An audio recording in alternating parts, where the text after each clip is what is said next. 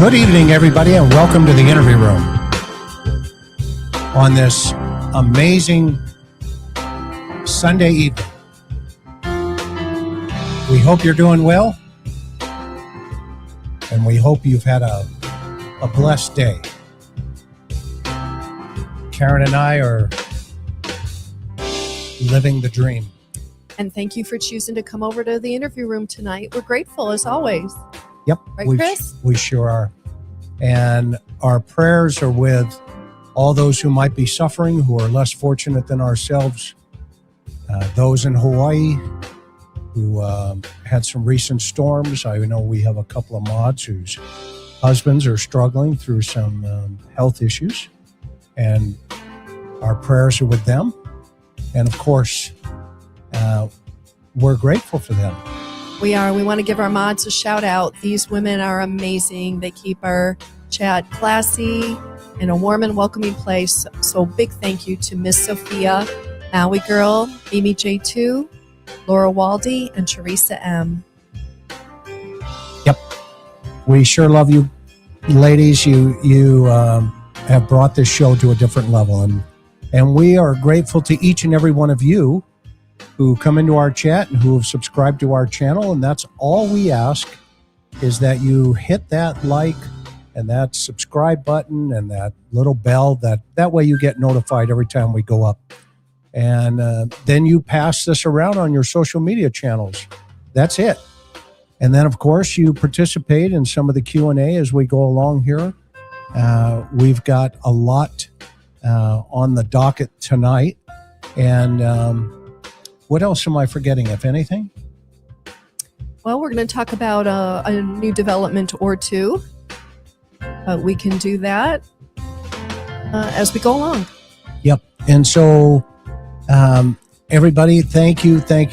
We've got a lot to talk about tonight. And one of the things that we have been discussing, Karen and I, for those of you who are new here, Karen is an investigative journalist with many years of experience, and I happen to have a couple of weekends in the law enforcement arena starting back in 1982, and currently I am the director of law enforcement investigations and relationships for the Cold Case Foundation, which we have over 167 plus experts from around the world, and we actively work homicide cases with law enforcement agencies around the country and internationally. And so Karen and I have been talking about motive. In the Nancy Guthrie case. In the Nancy Guthrie case. And, you've noticed something pretty interesting, a motive about, from your perspective, from a journalist. What do you want to share with the audience here for a moment? Well, we can talk about the motive for, I guess, a couple different things. But one of the questions that, among the millions of questions that we all have, from a journalist perspective, I'm seeing a controlling of the narrative. And we've actually seen this really from day one of this case. But what's interesting is the new statement that was put out by Savannah Guthrie and her family yesterday on Saturday. It did seem and like there was some controlling of the narrative, but that's just my perspective. And we can read that. I can go through and read that and kind of just tell you why I think there is some controlling going on here.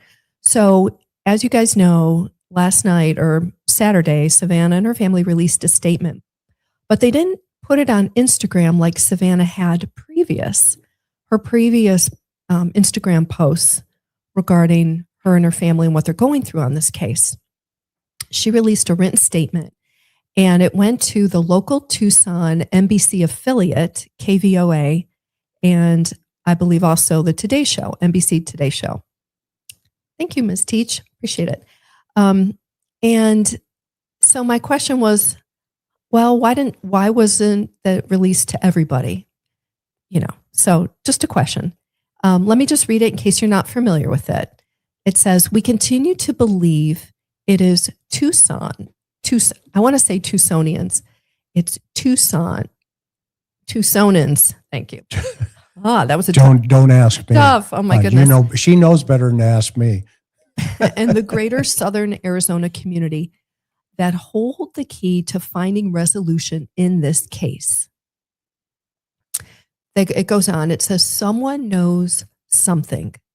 It's possible a member of this community has information that they don't even realize is significant. We hope people search their memories, especially around the key timelines of January 31st and the early morning hours of February 1, as well as the late evening of January 11th. Put a pin in that. We're going to come back to that. It goes on. It says, we desperately ask this community for renewed attention to our mom's case. Please consult camera footage, journal notes, text messages, observations, or conversations that in retrospect may hold significance. No detail is too small. It may be the key. We cannot grieve. We can only ache and wonder. Our focus is solely on finding her, Nancy, and bringing her home. We want to celebrate her beautiful and courageous life, but we cannot do that until she is brought to a final place of rest. And the statement is signed, the Guthrie family, specifically listing Cameron and Christine. For the first time, were introduced, if you will, to Cameron, his wife, Annie and Tommaso, and Savannah and Michael. So I, as a journalist, a couple of questions that I had was, why did Savannah only release her statement to NBC and NBC affiliates and not to all the media? We don't know. But is there an attempt to control the narrative? That's a valid question. I think it's a valid question. Absolutely. But what, in your experience, and your experience in the chat, guys, what brings you to, because you're the first one to notice that, hey, it seems like there's a specific channel that they were going to. And I hear tonight the sheriff was covering his butt by talking to Brian Enton on News Nation. What do you think? Well, I'm glad that he did, because for the last several weeks, Sheriff Nanos has only given interviews to NBC or an NBC affiliate. And it's so obvious what he's doing, but we haven't seen that in other high profile cases like this. So, I'm glad that the sheriff is understanding you cannot release information one tidbit at a time to preferred news outlets. You have to release it to everybody. I've never seen that. I'm a former PIO. I did that job for many years, and no way would we have released information just to one or two media. You have to give it to everybody at the same time. Thank you, Barbara Ann. I appreciate that. So it's a valid question. We're asking the question, is there an attempt or an ongoing attempt to control the narrative with this case? The longer it stretches out is unsolved. We're not saying it's a cold case. Obviously, it's being actively worked. Someone's saying that Brian Enton played the radio interview. Okay. Again, Sheriff Nanos has been doing this for weeks, only giving interviews to NBC. And it really begs the question of why. Something else, this is just kind of an anecdotal thing, but I was watching a podcast and Kathy Lee Gifford was on. Now, as you guys may or may not know, she was like the queen of the Today Show years back. That was, she was on. Apparently, she's good friends with Savannah. She said that she's been texting Savannah throughout this whole ordeal. But Kathy Lee said on this recent podcast that she was asked by the family, Savannah's family, not to go on any TV shows and talk about the case. Which is kind of weird. It struck me as like, well, wait a minute. Why? First of all, Kathy Lee Gifford isn't going to have any kind of inside information. But why would she have been asked not to talk about the case publicly? From a friend. From a friend when it's unsolved, and you've got a statement from the family as recent as last night saying that somebody knows something, please come forward. Now, of course, the family's remarks were geared towards people in Tucson, but you never know where a hot tip or a lead is going to come from. So, yeah, no, wait, put that other comment back on if you can. Yeah, Gray Woman, I've been wondering all along why Savannah's celebrity friends weren't coming out to offer help and search. That is a great point. We've been wondering the same thing, and that leads me to my next group of questions here. Here's my question. Is it fair to ask why the family has not searched for Nancy? Yeah, and let's talk about that for a moment. Guys and gals, I mean, look at let's just start with Francis, whose son was in Jackson, Tennessee. That mom, remember that young man disappeared from a Denny's restaurant. And his mom searched for him every single day almost. For 2 years. For over 2 years. And that came to a heartbreaking end when his vehicle was found submerged in a lake of some sort, small lake. Yeah, it was a small pond. And that's where he was found. Yeah, and Karen and I had met, Frances. We were out there in Jackson, Tennessee. We worked with her and we told her focus on the car. And lo and behold, they found the car. It was submerged and her boy was inside that vehicle. And then we shift over to Barry Morphew and Andy. Suzanne Morphew, her siblings searched for her for months. Months. Her husband didn't, but she did, her family members did. Yep. I mean, we can also look at like Maya Miletti. Miletti's sister. And Mary Chris are still searching. Mary Chris is Maya's sister. And that sweet, amazing family has been searching. And we actually went out on one of the searches or a couple of the searches with them. She's been searching for years, literally, to find Maya. Sebastian Sethstad. Yeah, great point. Yep, that's another example. Still searching there. And go ahead, Mom. So my question is, did Sheriff Nanos tell the family, don't search for Nancy? It's just a question. It's been on my mind. I've wondered it. What is the reason? Why do we not know? Why do we not know why the family hasn't led a search effort of any sort? And of course, the obvious question is, why did the sheriff's department stop searching after the first 24 hours? Yeah, that's a really good point. And then turn down opportunities by trained searchers to come in, civilians, and help assist. So that leads us to our program tonight. We're going to talk about, and that's Buddy in the background. He's running around the house while Karen and I are here. Buddy has the run of the place studio. When I'm on with Chris. So if you never know with that Jack Russell Terrier. Don't know what he's going to bring inside. He may bring a stick. He may bring a rat. You don't know. Hopefully he's not going to what he's out the and whole about. Time. But we love him nonetheless. He's hysterical. So tonight, we're going to talk.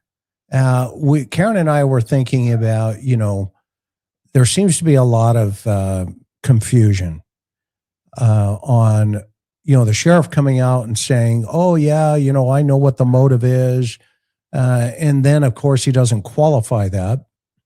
So I thought it would be an interesting program to, talk about motive and what exactly, is motive, right? And I'm going to come from a perspective of criminal behavior analysis, right? So just for those of you who are new to our channel, this isn't my first rodeo. I've been on television and all kinds of stuff going way, way back. Even did a shot there, a stint on Oprah. My expertise is criminal behavior analysis in relationship to pedophilia and those who would injure children during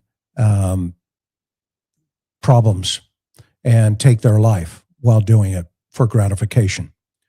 So that's my expertise. I've been known across this country. I've consulted on a lot of high profile cases, and I've trained a lot of law enforcement agents and detectives around the country, including FBI agents that have attended our classes through the Cold Case Foundation and the Institute of Investigative Science. That said, I'm going to come at you tonight with an agenda.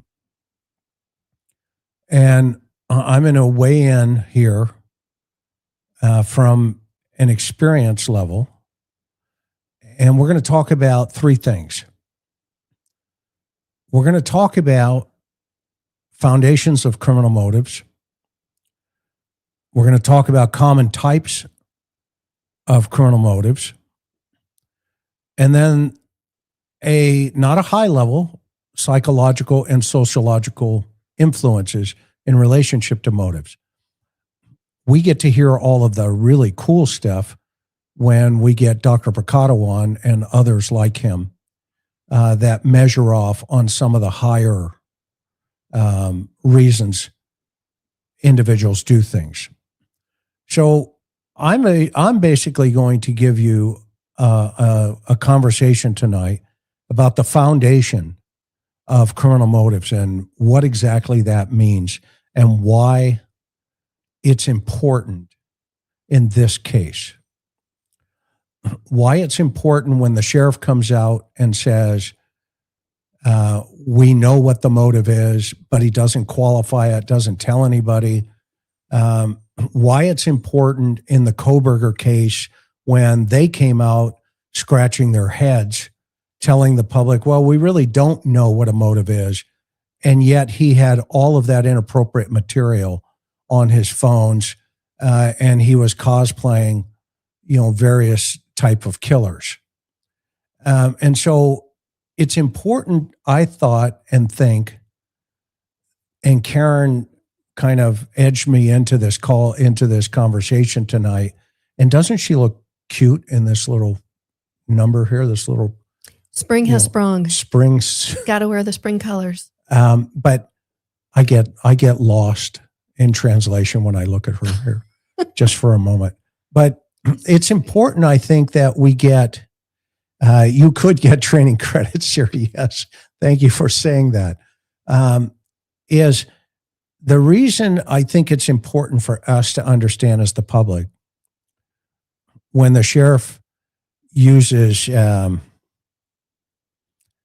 word salad. Is that a good word? That's putting it kindly and generously. We could say a lot more about what we've witnessed the last 50 days with this sheriff. Yeah.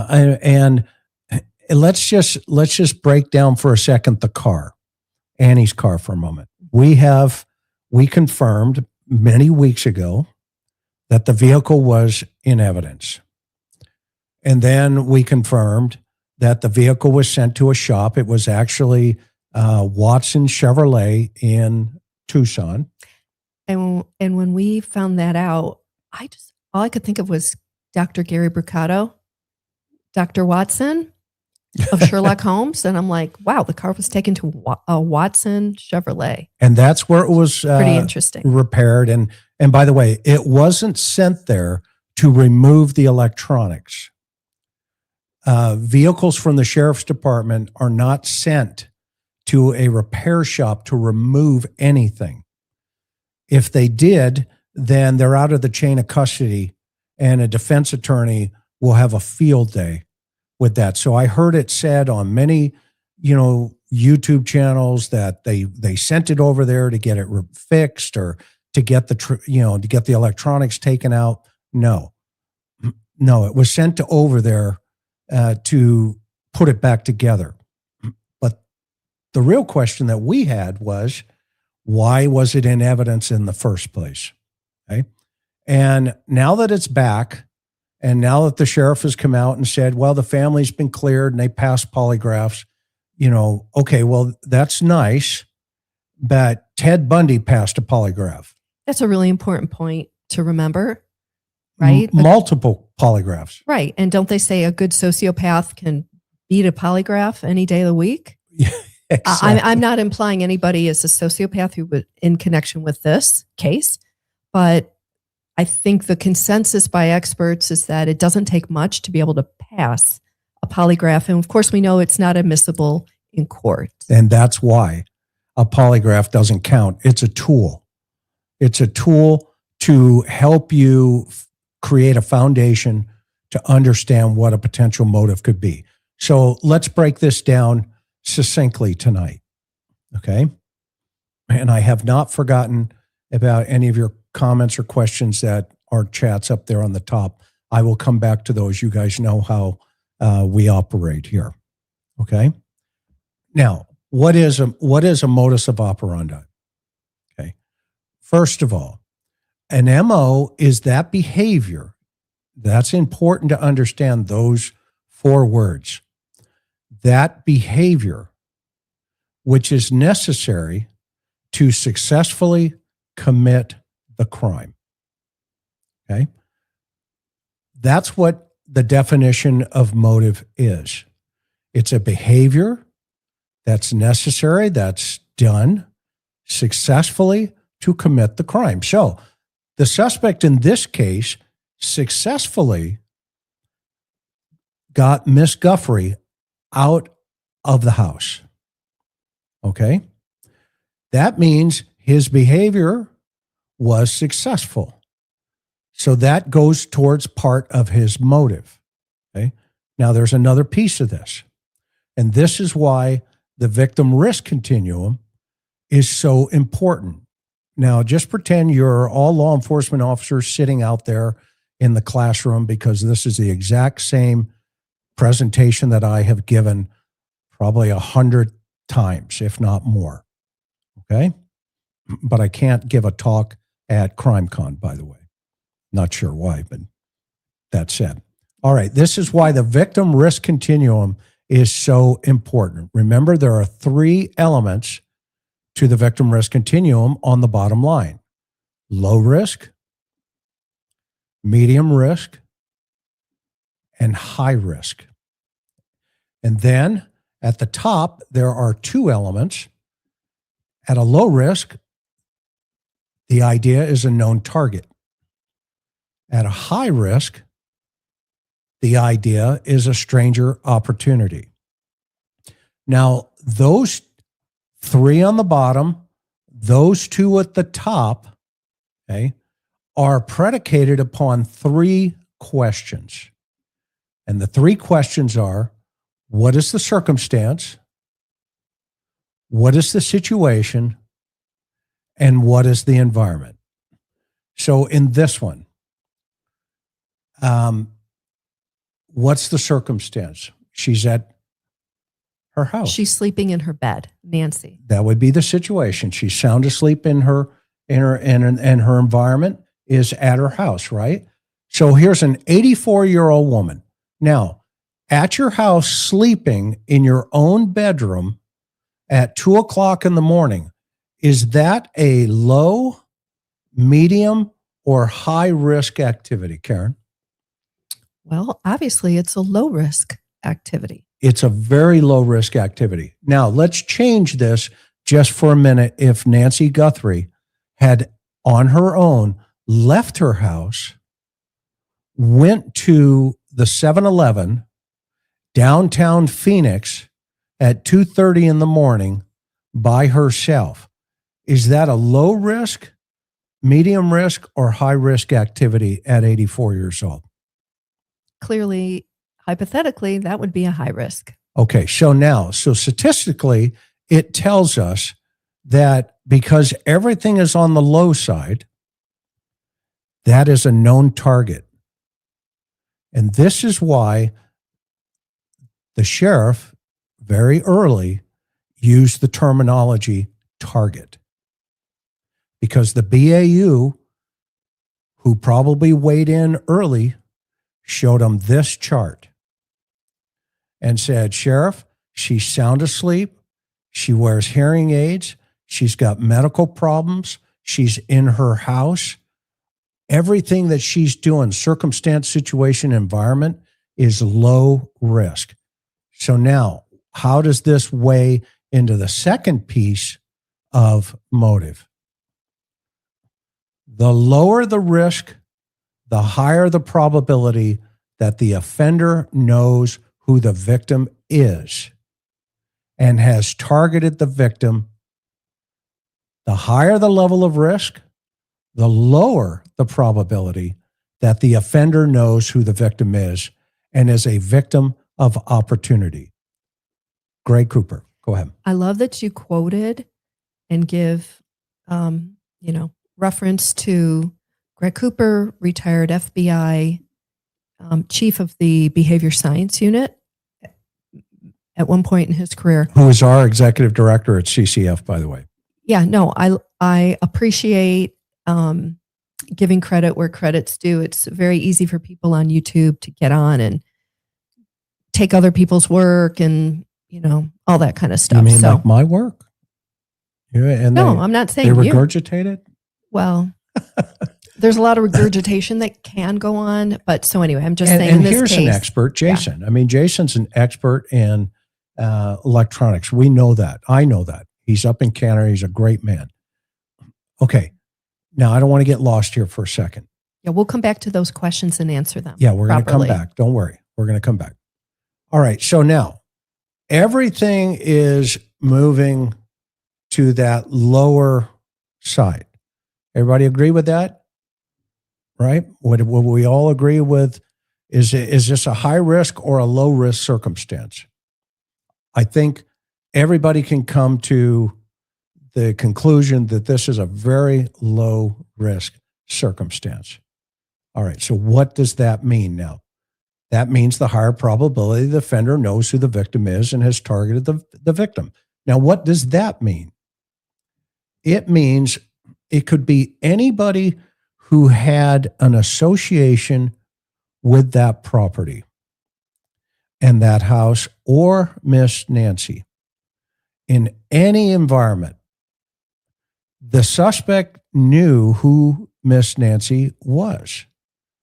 That's what this comes down to. Okay. And so now that means there could have been a crossover of some sort, meaning it could be somebody who was a maintenance person. It could be somebody, a delivery person, but it's somebody very familiar with Miss Guthrie's daily routines and activities. Okay. And now this is going to make a lot of sense here coming up because it will make sense now, the 3 dates that the police and the FBI are looking for. Okay. The video surveillance stuff, etc. Okay. Now, definition and distinction between motive and intent. This is the second piece.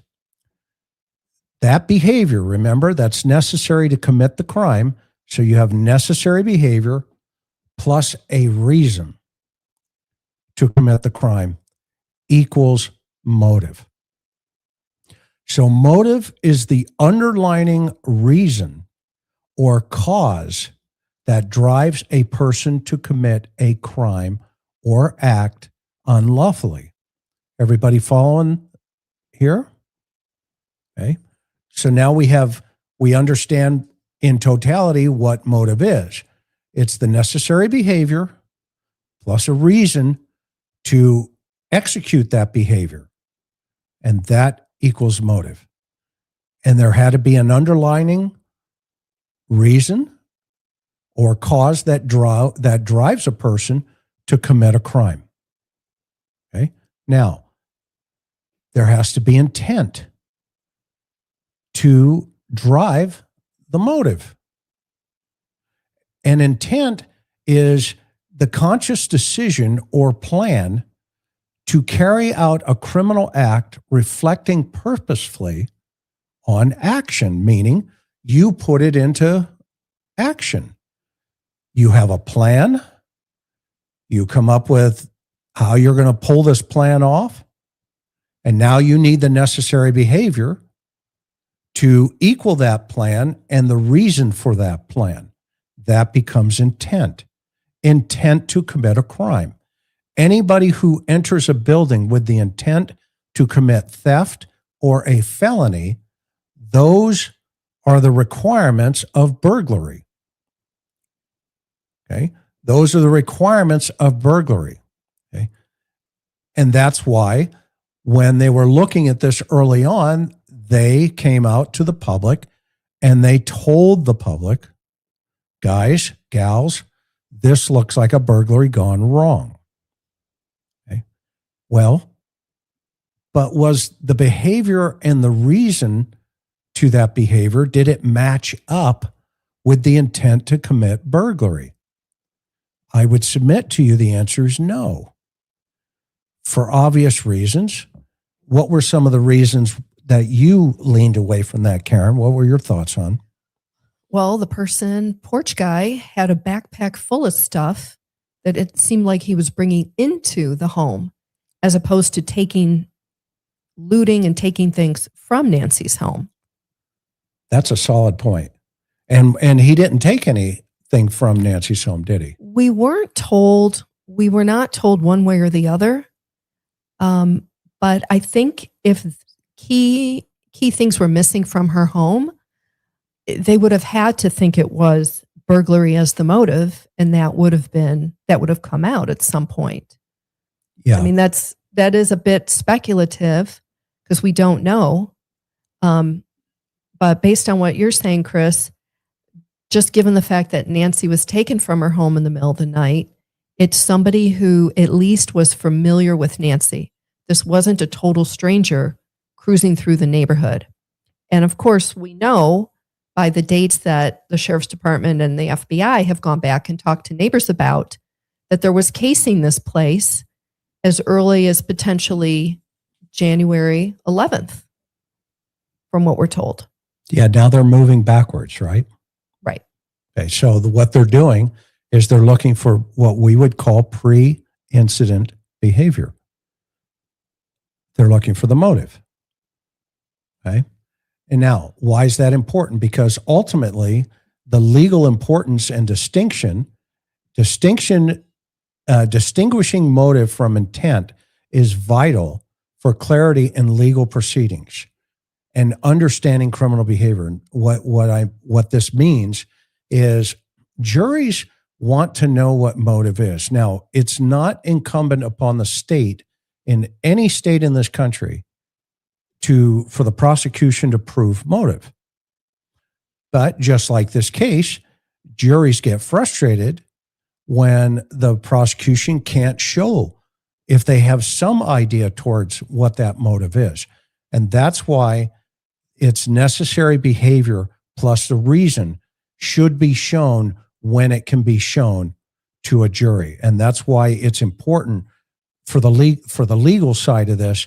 If they make an arrest here, at some point, they're going to have to step back. And that's why you saw the U.S. attorneys and maybe the DAs in Tucson doing a site visit around her house. That's what they're trying to do.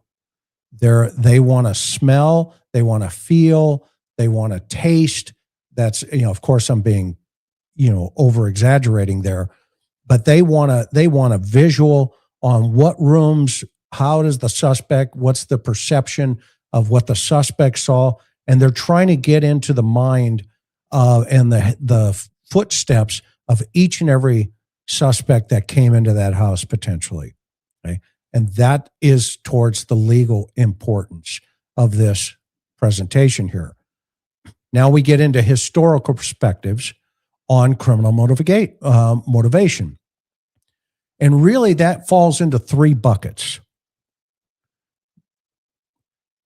Motivation falls typically into one of these three buckets. The first one is the classical theory.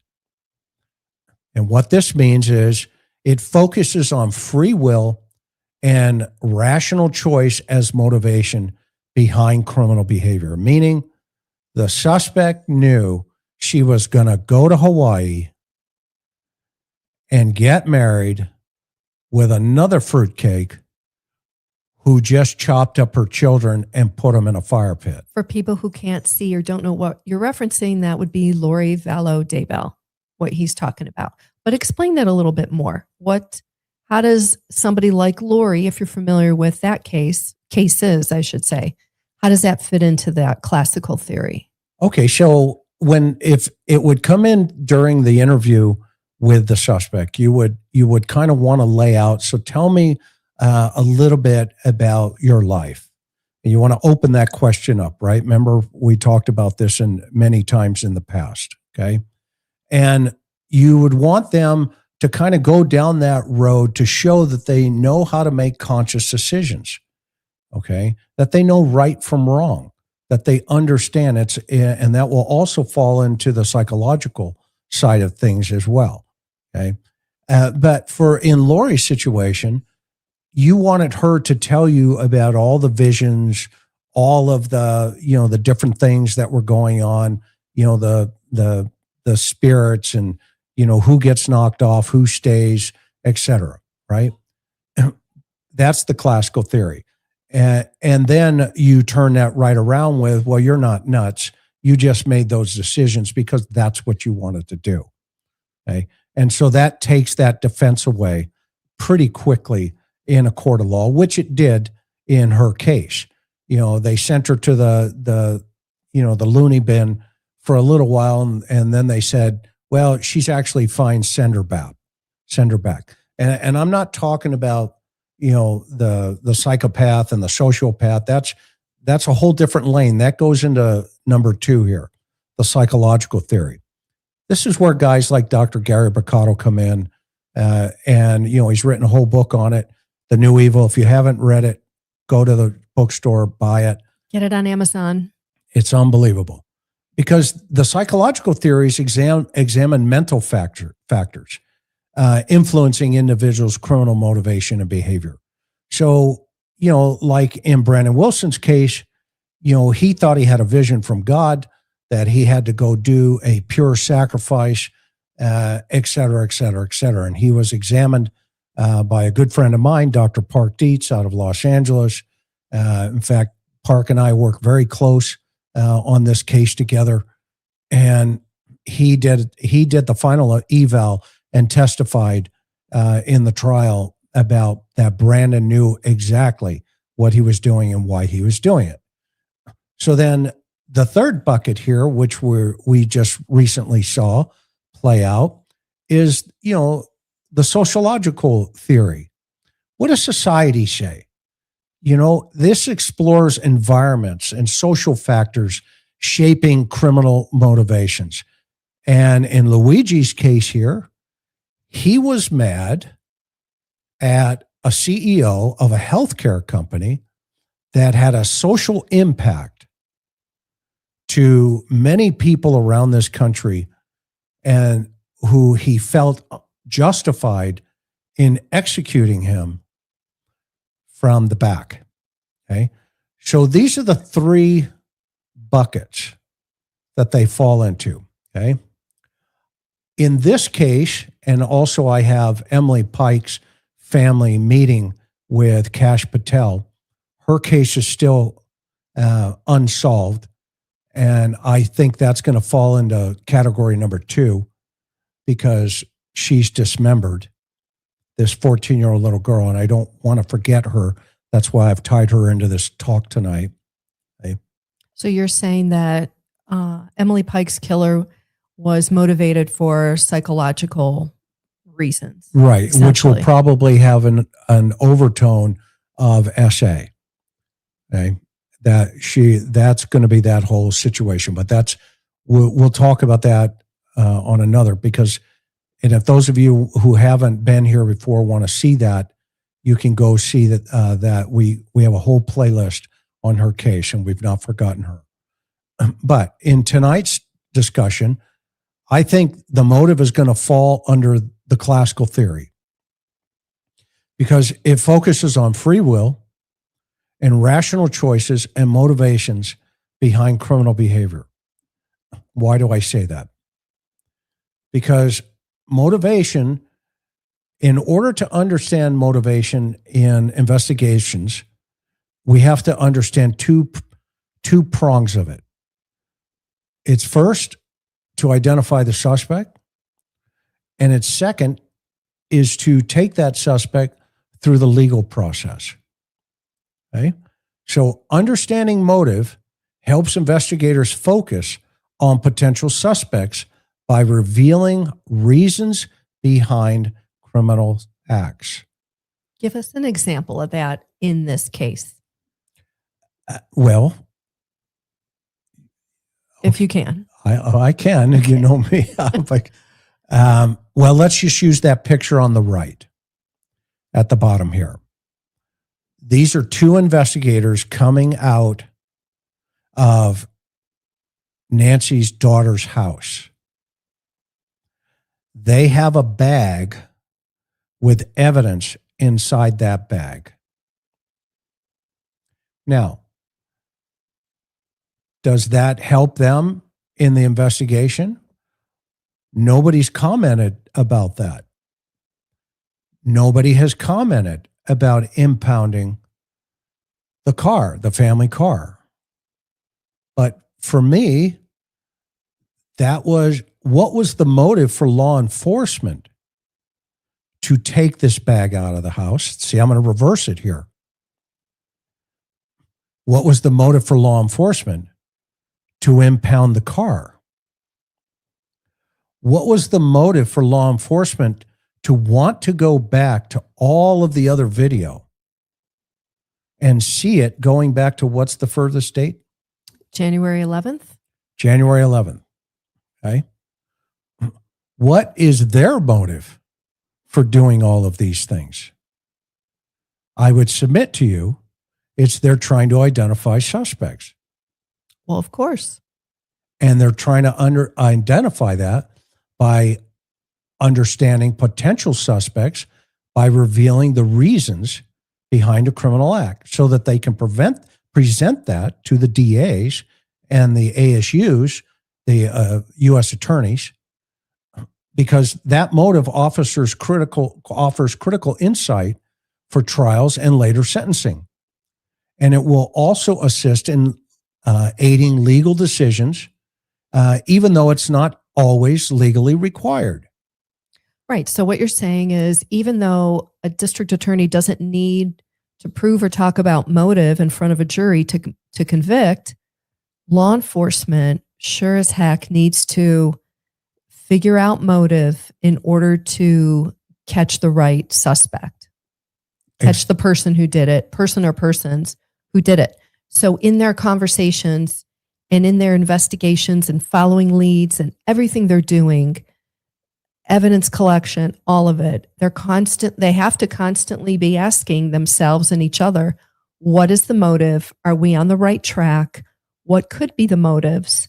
And to probably go down a checklist and check things off or put a line through them if, depending on where the facts take them. Would you say that's accurate? Yeah. I mean, motive for Ellie having AG's car so long was to take it apart to look for trackers. Okay. That's an interesting thought. But I don't see them keeping it for 43 days. or at least 41 days, and then sending it to the shop to put it back together. Okay. And whose trackers would they be looking for? Well, the first question for that is, how long does it take when you pull the telematics from a car? How long does it take to get the data? Is it 2 days? Is it 5 days? Is it 10 days? And what's the process? I mean, I don't know. It's a bit of a mystery for me. But Chris, you would probably know. And the question is, how long would that take? So go ahead. No more than a week. Okay. So once you have all that, there has to be other reasons why you're keeping it for weeks longer than that. Yeah. And it wasn't sent, again, if you're just joining us, we had mentioned earlier, the car was not sent to the shop to look for evidence, to take out the electronics. Okay. If they did that, then they're going to get hammered on the stand, because a defense attorney is going to say, well, let me talk to you about what we would call the theory of, oops, hang on for a minute. I just made a boo-boo. Theory of exchange and transfer. And what is this theory? A perpetrator takes traces of the victim and the scene with them. Victims retain traces of the perpetrator or may leave traces of themselves with the suspect. And then the third piece is the perpetrator will leave behind traces of themselves at the scene. Now, we have evidence. We have evidence that there are two types of DNA in the crime scene. What type of evidence is that right now? Eyewitness evidence, i.e. the sheriff. He opened his mouth and told the world, we have mixed DNA, and I sent it to Florida. Well, first of all, they had to separate it to know there were two types of DNA. So that means the suspect, under the theory of exchange and transfer, is right on target. Okay? And why is that important?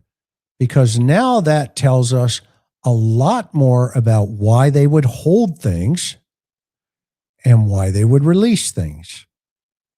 Because that goes towards understanding the common types of motivation. Okay? Number one, this is probably one of the most common: financial gain and greed. What are your thoughts on this one? You know, it reminds me of years ago, Chris, when you worked elder abuse and you came home and you told me some of these horrific stories of what were done to these elderly senior citizens living, you know, their final days at home or in a assisted living facility. And I remember you told me what sometimes it was the caregiver, sometimes it was a family member, and there was you told me that you shared these stories, and that's what I was thinking of when you put this up. Yeah, and one of the cases that I shared with Karen, and she knows I didn't talk a lot about, you know, the details on a lot of these things, but I will here because Miss Guthrie is 84. I can't remember exactly if she was in her early 90s or late 80s, but because I was in the homicide unit, we got called out. I got called out to go take what they call a dying declaration. And this elderly woman was at Scripps Trauma Center in San Diego. And I was asked to go down, grab a video camera, and go to the ICU where she was in the burn unit and try to get a statement from her. And it was a horrific, sad situation. And I came home and I shared it with Karen that I can't sleep. I had to listen to this poor woman who was just barely conscious to tell me that her caregiver had put scalding hot water in a bathtub and then submerged her from the waist down. It's still horrific years later listening to this. That poor woman. It was horrible. It was horrific. And those types of individuals are in a different category. And this person who did that stole her jewelry. And weren't you able to find it or recover it at a pawn shop? I did. I recovered it at a pawn shop. And she, unfortunately, because of the totality, but she passed away, and we were able to get a conviction with the intent to commit robbery, which is a first-degree murder, by putting her into the water. And in this situation, when I saw the blood on the porch at Nancy Guthrie's, outside on her house? Outside of Nancy's house, immediately I had to think, wait a minute, we need to do this show tonight. Because the first one that jumps out at every investigator, at a low-risk victim, elderly woman, let's remind ourselves, guys and gals, that there is no precedent for 84-year-old women getting snatched out of their houses in the evening. Okay?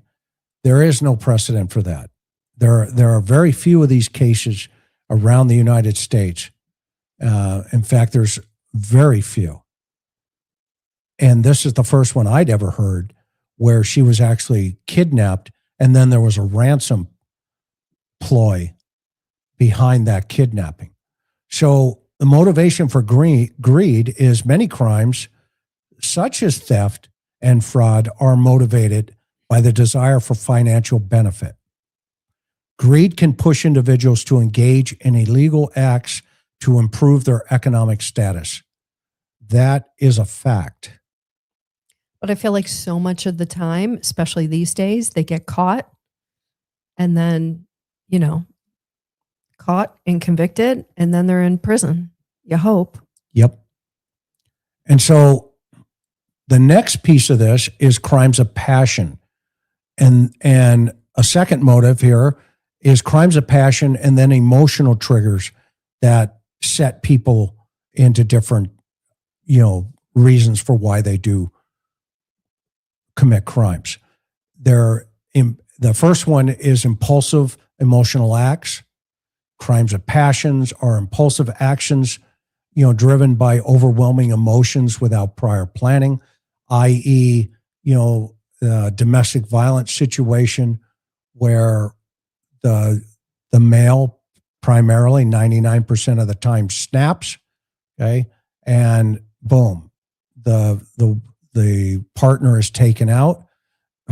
These are typically involved, or these kind of crimes typically occur in close relationship type of environments. Environment, situation, circumstance. Remember those three words? Okay. These crimes usually arise within close personal relationships marked by intense emotional bonds. The love-hate bond. Okay. I can't tell you how many times I've gone to domestics when I was in patrol, and you've got the husband over here and the wife over here, and you can tell that poor woman had been beaten multiple times for years, and she's stuck. She can't get out of it. Okay. She is a victim, and they used to call that, right, the battered women syndrome. It was like this circle. The laws started changing in the late 80s, early 90s to force law enforcement to do something. Because prior to that, folks used to get separated. Can you go for the evening? Yes, okay, you're out of here. And the next night he comes home, He's got a bouquet of flowers. I'm sorry, honey, I didn't mean it last night. Yada, yada, yada. Okay. And he hands off, the flowers until he gets drunk again that Friday, and the cycle returns. Okay. And she goes through this horrific life problem. The third bucket here is spontaneity. Spontaneity. That's why I love her.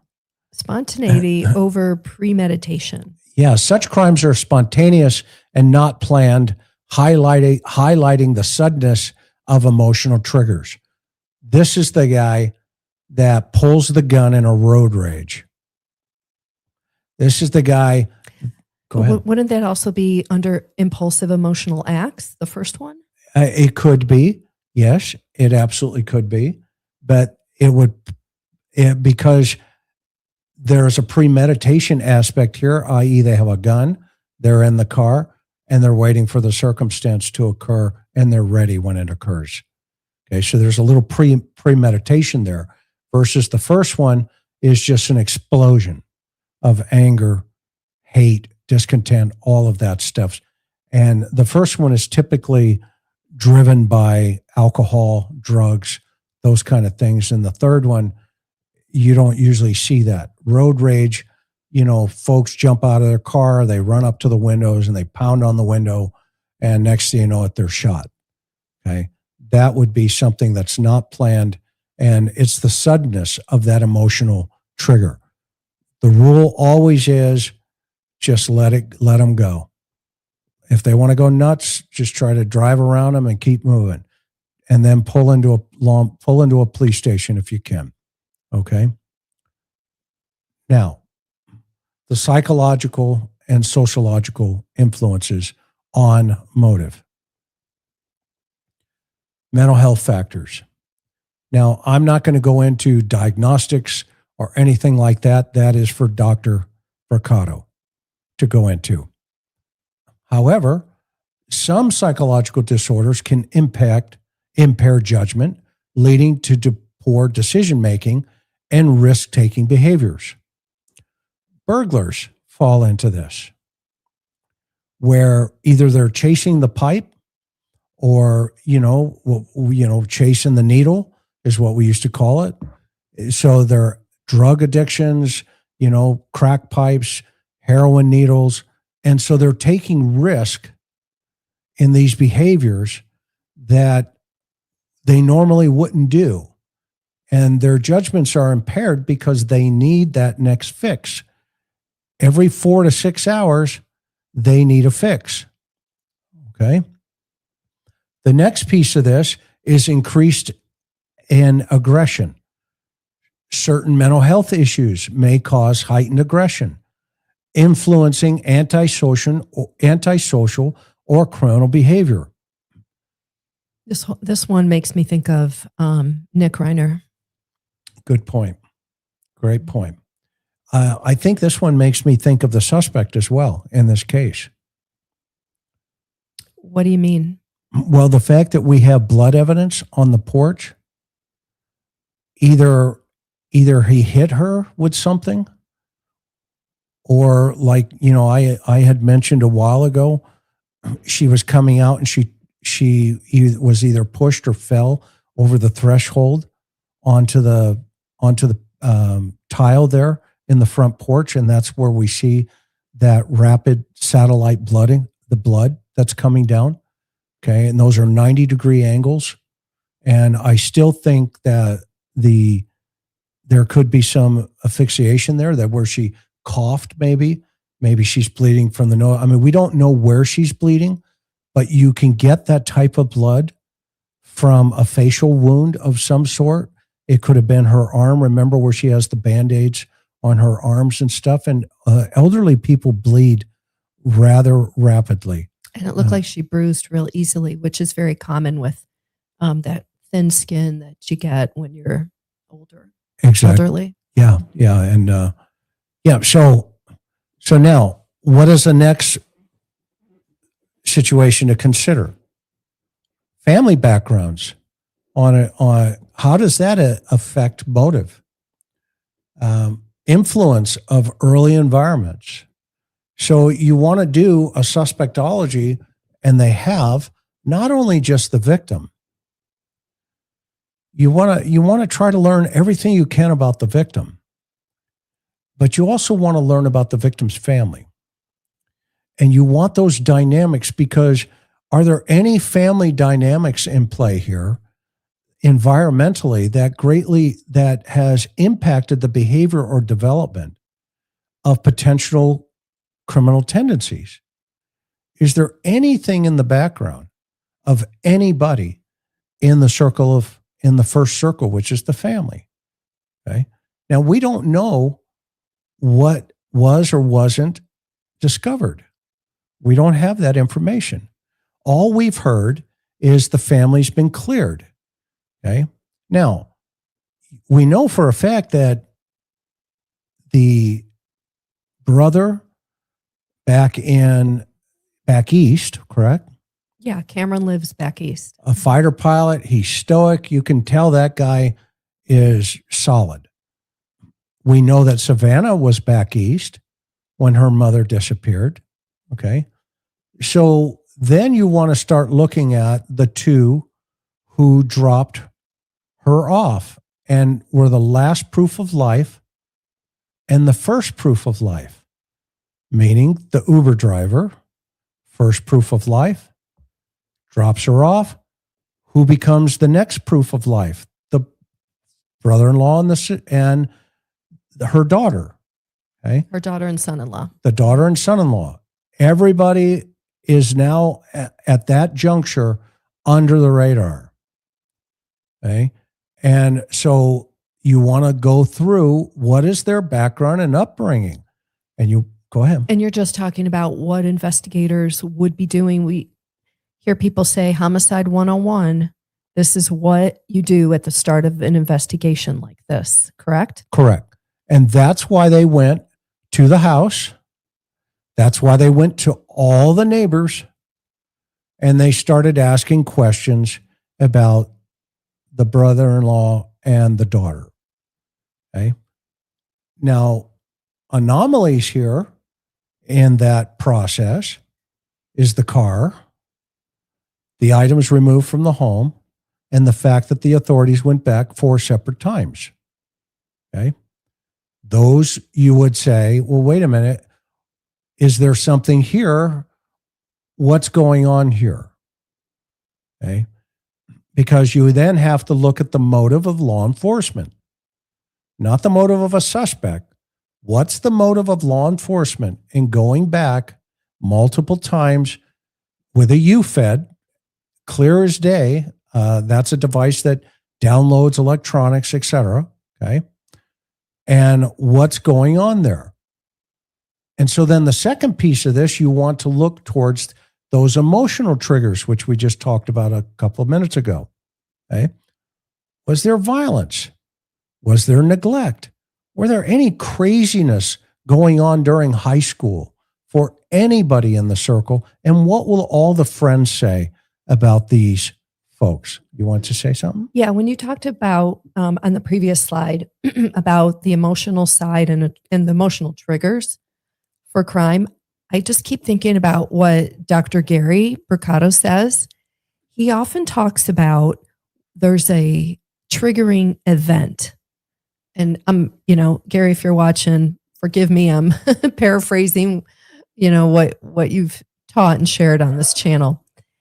And so I'm thinking of, he says like a triggering event, something happens that causes the person who's going to go out and commit the crime. He has talked about a date, like let's say a holiday, like let's say Christmas, for example, or let's say, you could look at the Corey Richens case on Valentine's Day, February 14th. She gave her husband, Eric, the first amount of fentanyl because she was, of what she was doing. So anyway, I just think about a triggering event that sets that person off, and then the crime occurs. During the Kohlberger case, Dr. Gary talked about that a lot. And even when he nailed who that suspect would have been, their personality type, etc., even before Koberger was arrested. Okay, so that's a great point that you just brought up. So, what kind of triggering event would set the stage for this particular problem? Let's say when we're only focusing on where the authorities were early on in the investigation with the family. What triggering event comes to your mind? And you guys have folks in the chat. What triggering events? I mean, it's a good question. I don't know. I can't think of what would have been a triggering event on January 31st for somebody to go in and take Nancy from her home. Okay. I can't. Can you? Yeah, I've got a couple. Okay. But I want to hold them for a minute. Sure. Okay. I'll just say one right off the bat: jealousy. And who's going to the Olympics? Mm-hmm. The other daughter. Yeah. And is somebody living in the shadow of the star?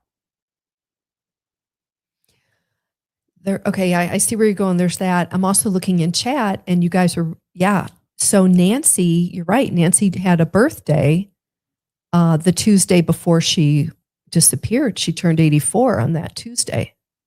So sure, absolutely. Birthday could have been a triggering event too.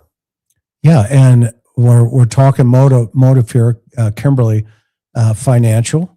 Yep, that would be, right at the top of the list, right? That we talked about here in a couple of minutes ago. So then let's look at the next bucket here now.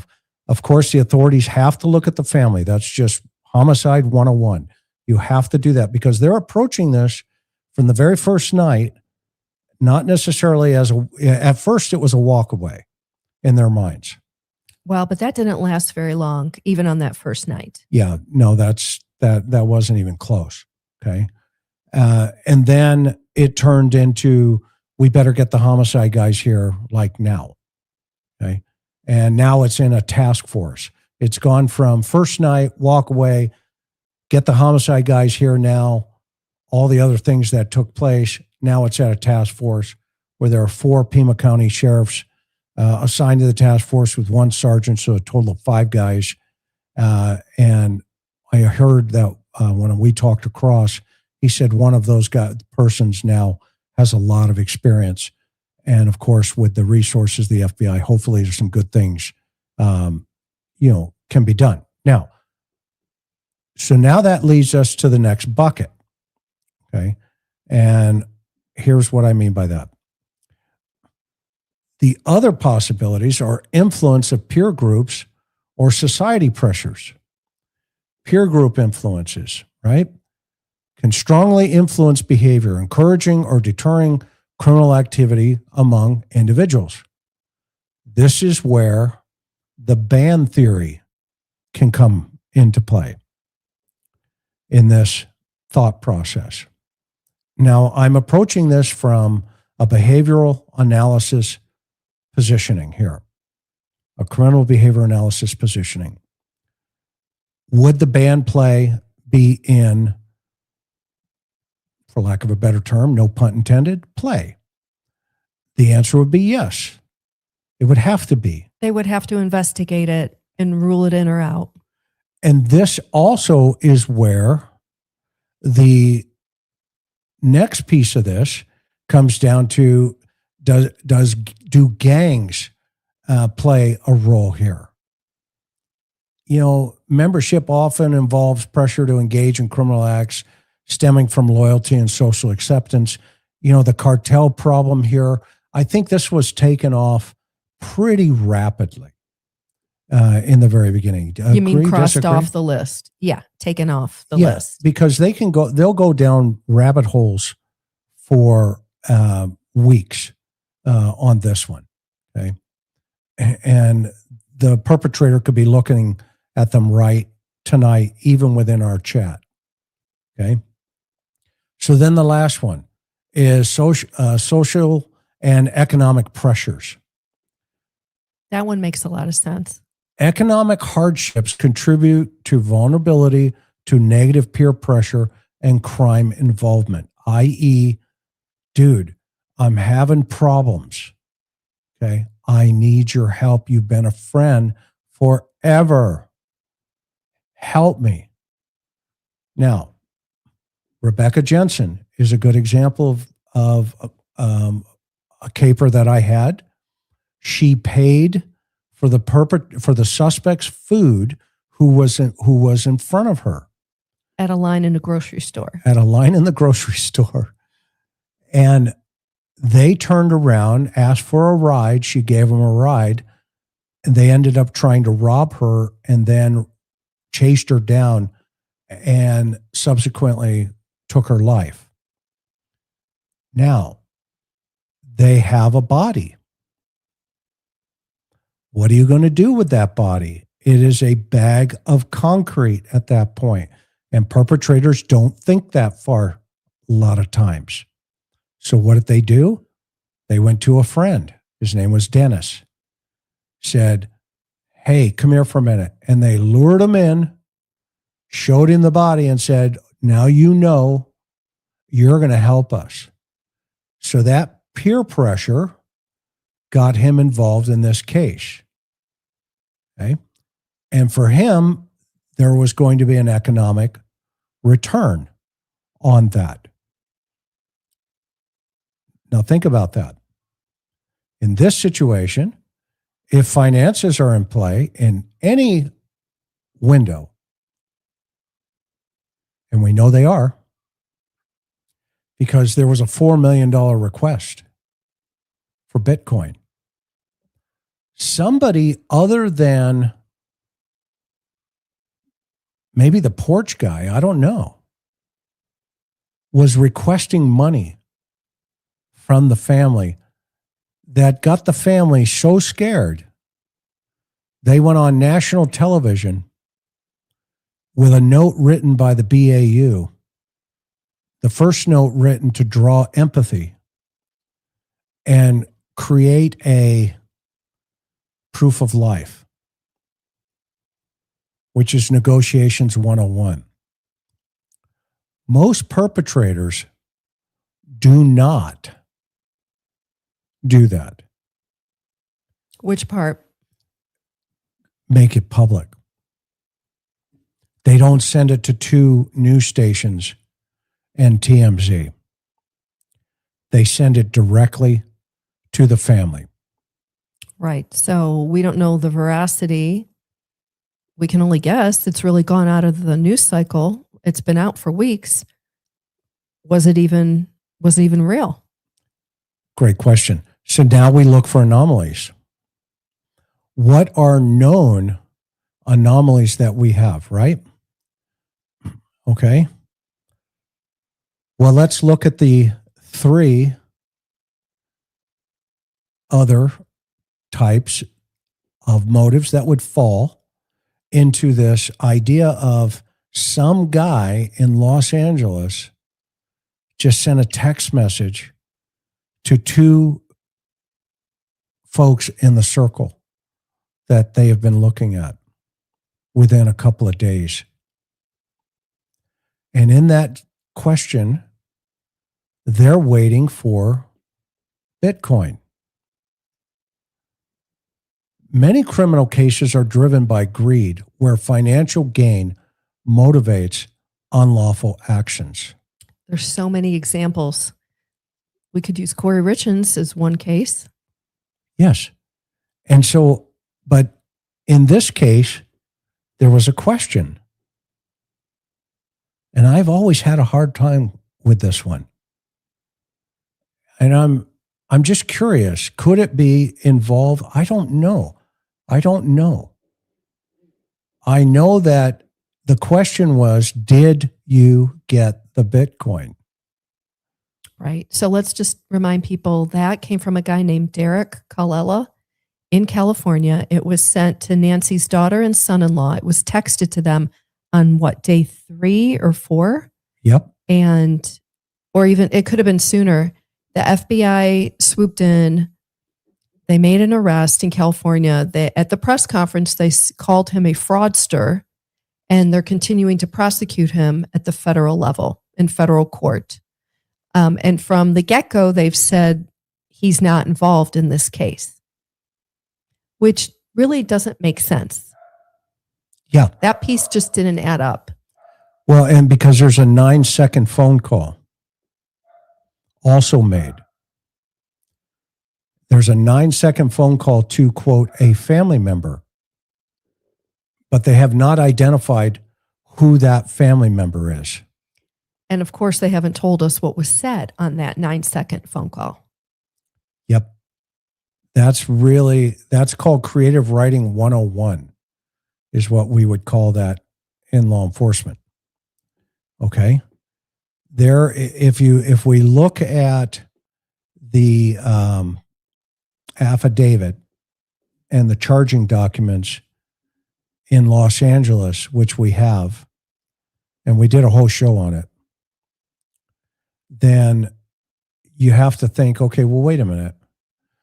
Why is this person injecting himself into the largest kidnapping case outside of the Lindbergh baby in the United States, just randomly asking for Bitcoin? And what was his excuse? He Googled them. To get their phone numbers, we were told.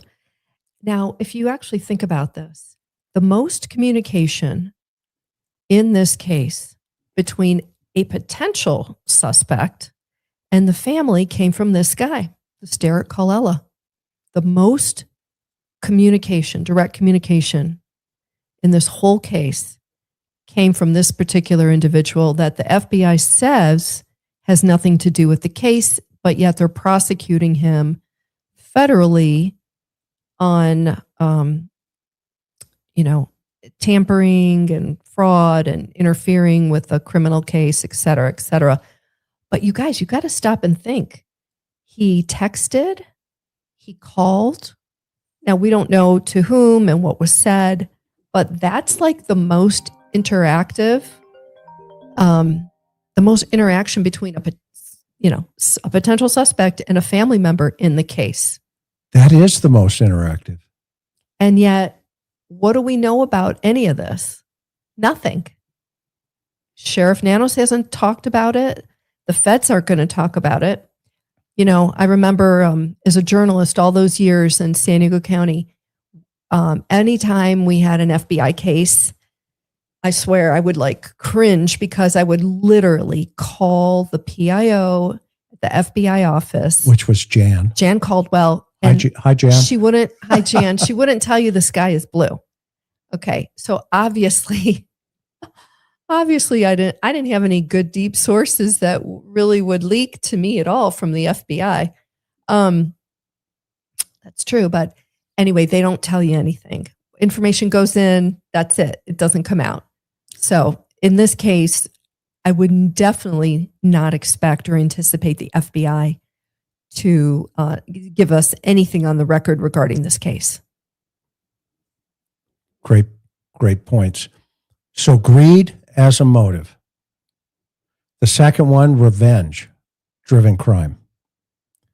And by the way, they can also be together. Okay? You get greed that drives revenge, and you get revenge that drives greed. They can drive each other. Some criminals act out of revenge, seeking to retaliate for perceived wrongs or injuries. So here's a question. Let's say, hypothetically, the guy in LA is just the go-to guy. There's a debt owed or something, there's some kind of financial transaction somewhere from somebody. Okay. And now that person gets upset and angry and mad, and they start turning on each other. What I have found fascinating in this whole situation, unfortunately, there is $1,200,000 sitting out there, and crickets,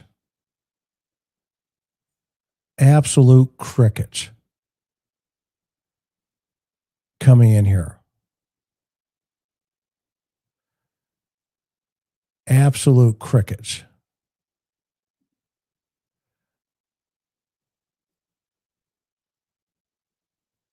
That's possible. No question. Does it surprise you that the 1.2 million is still sitting on the table and that it is crickets? Are you surprised? I'm surprised. $1 million? Are you kidding me? They had $1 million bounties on war criminals. And we're in the United States.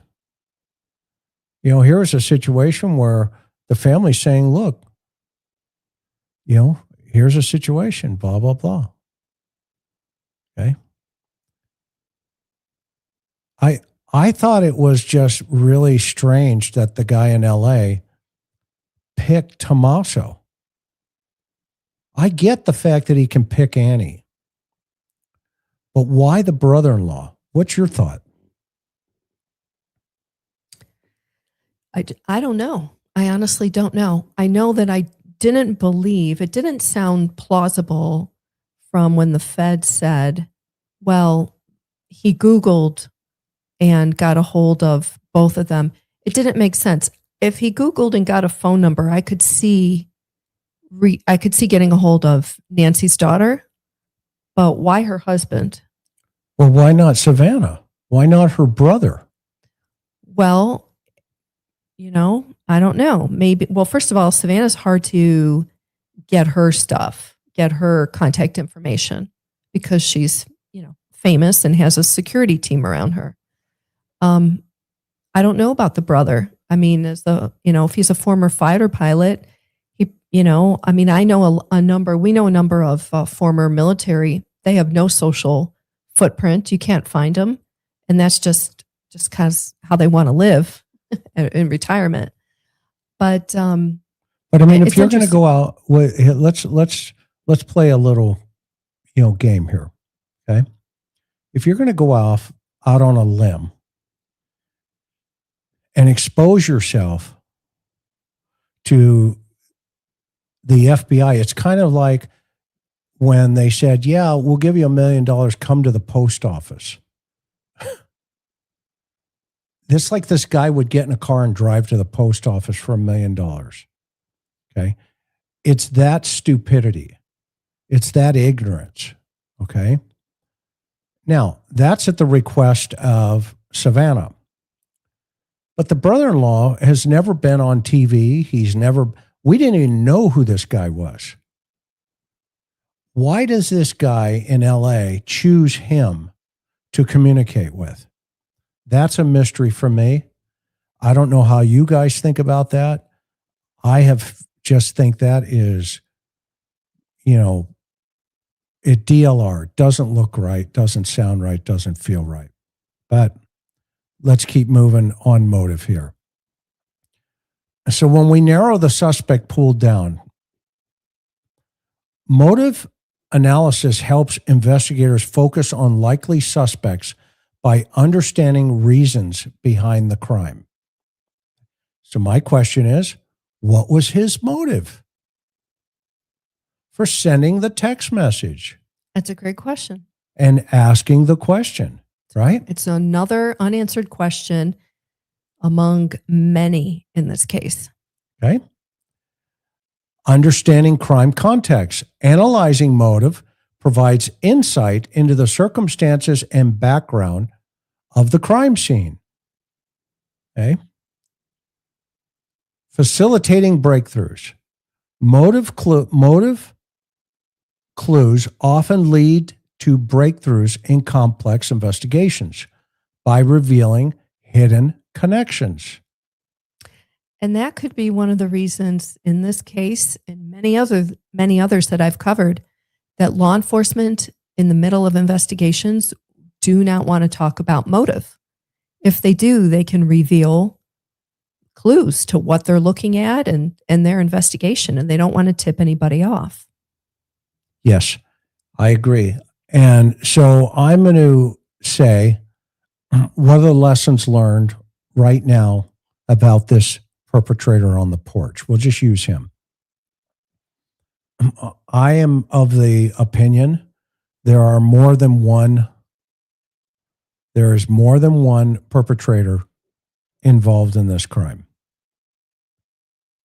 I am also of the opinion that Miss Guthrie is no longer with us, and she was probably eliminated between 12 and maybe 24 hours at the most. And that means she is out there somewhere, and this is a recovery effort. Because once we understand what motive, right, and the insights tonight that help us solve this crime, it will help us understand more effectively by revealing the underlying reasons. In my opinion, as Dr. Bricado says, we have the chef and the waiters. These are the waiters.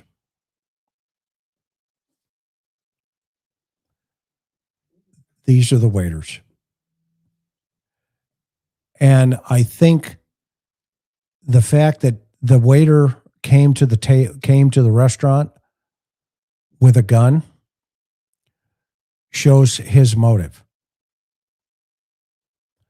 I believe that she was targeted and eliminated quickly. And that the next phase of this will be proof of life in a court down the road, just like Dee Warner.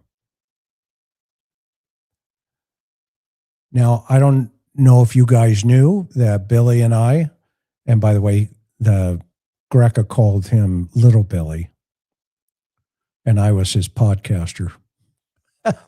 Yeah, he said that on the stand in the Dale Warner or Dee Warner murder trial. Then he was forced to use my name, which must have really irked him. Well, tell us what that connection is with this case. Well, the fact that the next piece of this now, if they can't find her body, hypothetically, then they're going to have to show that she's deceased. And they're going to have to go to a court and get a court ruling that she's no longer with us. That will then trigger all kinds of financial triggers. It will push forward maybe sales of houses, maybe, inheritances, et cetera, et cetera, et cetera.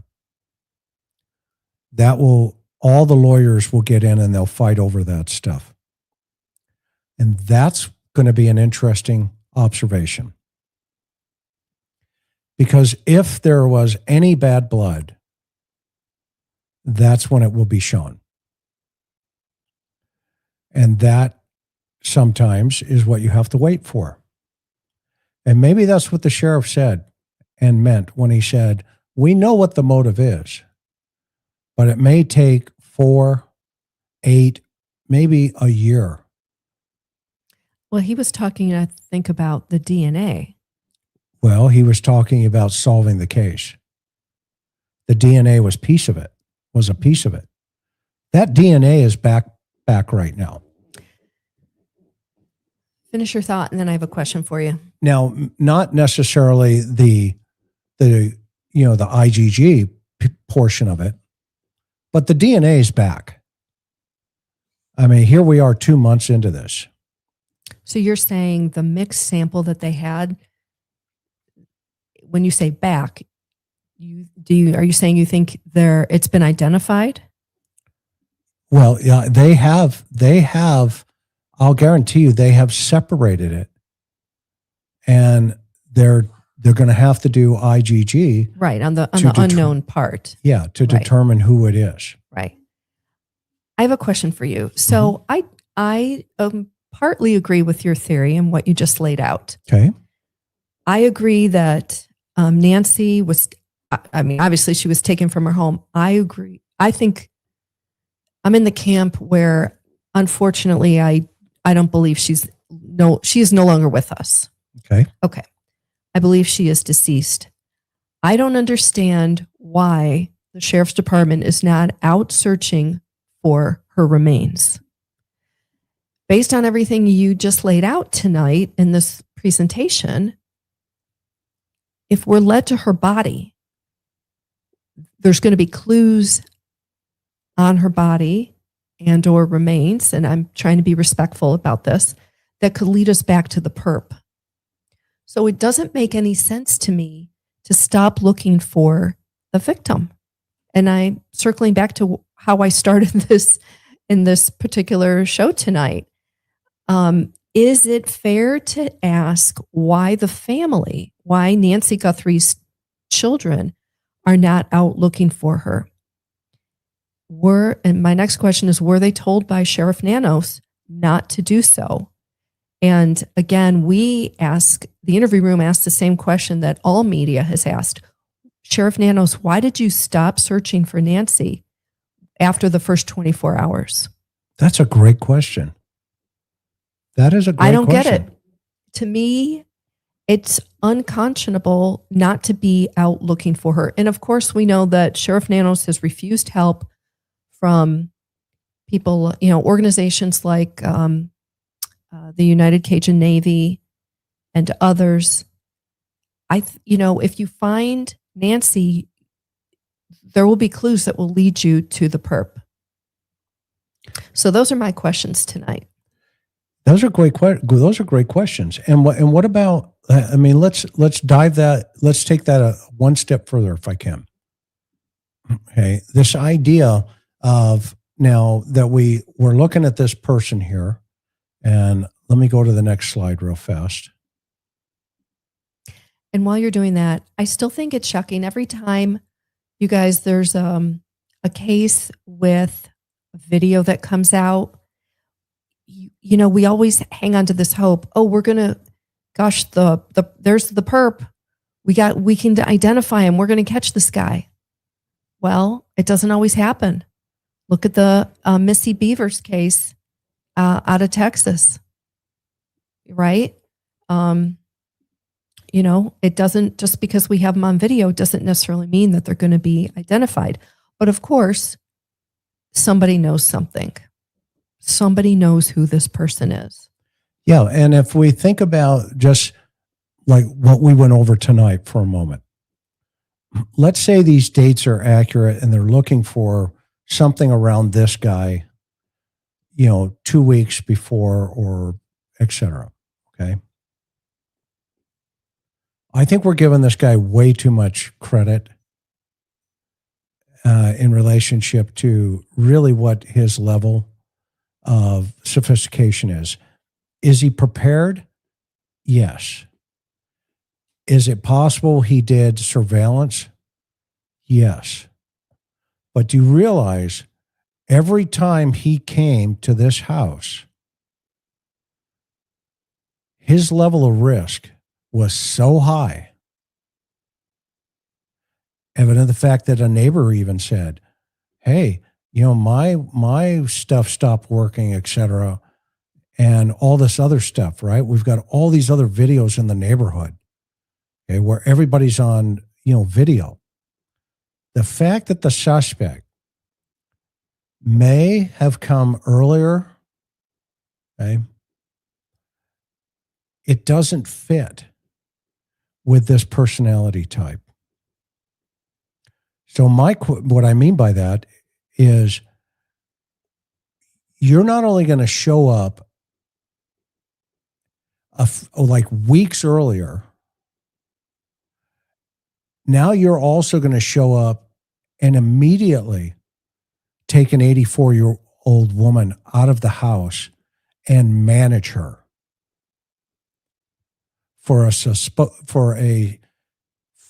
suspected Bitcoin scheme. That risk level in of itself tells us this is very suspicious. So are you saying you don't think he came 3 weeks earlier to case the place? I think if he did, he didn't get out of the car. I think they're looking for a car, a vehicle, and that's why they want the video back. They're trying to see if a certain vehicle of some sort is on video around those dates and those times, because they probably have some type of digital footprint that is putting a suspect, a familiar signal in the same environment the night of the crime. They probably have the same signal on the 11th. And what's the other date? The 24th. And the 24th. That's what this is about for them. They're not looking for this guy per se. So you think they're looking for a car on January 11th and a car on January 24th cruising the neighborhood? They are looking for some type of signal that came into this arena near her house. That's what they're doing. When you say signal, it could be a cell phone. Could be a phone. It could be a car. What else could it be? Well, I don't want to give up too many things. Okay. But you think that's what the feds are looking for? That's what they're looking for. Okay. And that's why they're going back and say, do you have any video? Because they're not looking for the guy on the video at the person's house, maybe miles away. They're looking for a vehicle going by the person's house. Why do you think they were so quick to dismiss the car that was seen on 2.5 miles away from Nancy's house? That was the video that was turned over to a news organization, and then it was presented to the feds, or at least Pima County Sheriff, and they kind of dismissed it. I don't want to guess. I would say that, there's a problem with dismissing anything so quickly. We saw them shut the crime scene down quickly. After the first 24 hours. Right. Only to open it back up again. There are systems, and again. I've explained them for our audience. There are systems out there that can. When the sheriff said there's 100,000 cars, seriously, out at 2 a.m, he said hundreds of thousands of cars. Yeah, what out at 2 a.m. was that guy hitting? That's just dumb. You don't tell the public that. And if there are 100,000 cars, guess what? There are systems out there that can narrow it down in like an hour. Okay. If you're looking for a blue car, type in blue car. There's a system called Brief Cam, and FBI has it. Everybody has it. And boom, you get every blue car in the Tucson area, and then you can narrow it down by time. Whatever the time is. And then boom, AI goes to work and says, here's your 5 blue cars. So 100,000 cars just went to 5 in less than an hour, okay, which is concerning in terms of, things. Let's take some questions, Chris. In my opinion, go ahead, hon. Can you read that? Okay, sure. Adia Elite says, in my opinion, Derek was betrayed. He used voice over IPN using his own Gmail, mass number, but didn't take steps to hide his identity, not telling connection because current charge is less than the charge for Nancy, meaning murder, what he faces. I think that could be a true play. And he would be the first one to start providing information as part of a deal with the U.S. Attorney's Office. Interesting. Jen says, law enforcement's looking at January 11th and wants neighbors to look at their camera footage from that day.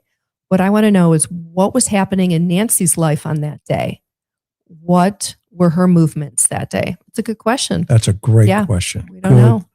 That is a great question. And that goes back to the idea of our victimology here, why it's so important. And then we measure that into motive. Go ahead. Confused. Confused. We love that. Oh, that's good. It's so good. Thinking about lack of search also. Silly question. Could they have already found her within the first few days and not tell us? No. That is, it's a legit question, but no, they can't hide that. They have to reveal it to the family. Redondo Beach says family can't control the search warrants. The fact that their house and cars were searched, etc., Yeah, never seen anything like it. Recovering producer. Thanks, Redondo Beach. Love Redondo Beach. Jennifer says, playing the devil's advocate here, maybe they deal with grief differently, meaning the family. What if they don't search for her since they know she wasn't likely to survive, and searching could lead one of them to finding the body?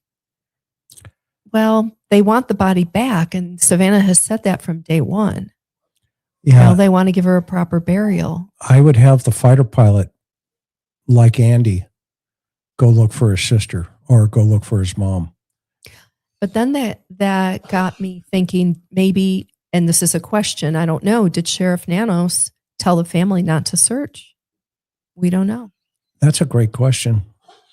Truth Seeker for Justice. Chris, do you think we'll ever find Nancy? So heartbreaking. God bless you and Karen and the Guthrie family. Thank you for everything you do. We can't forget Nancy. I think if they, if they find a car, they could find Nancy. Cars are much easier to track than bodies.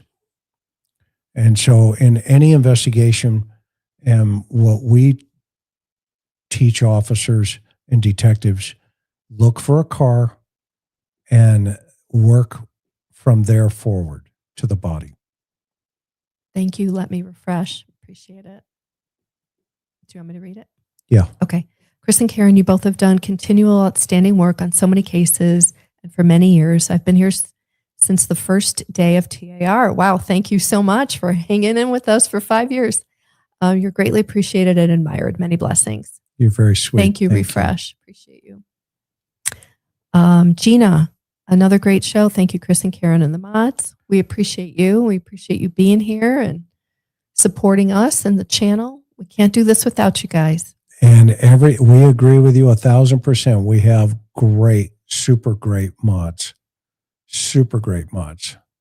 Thank you, Kelly. You've been a member for a month. Thank you so much.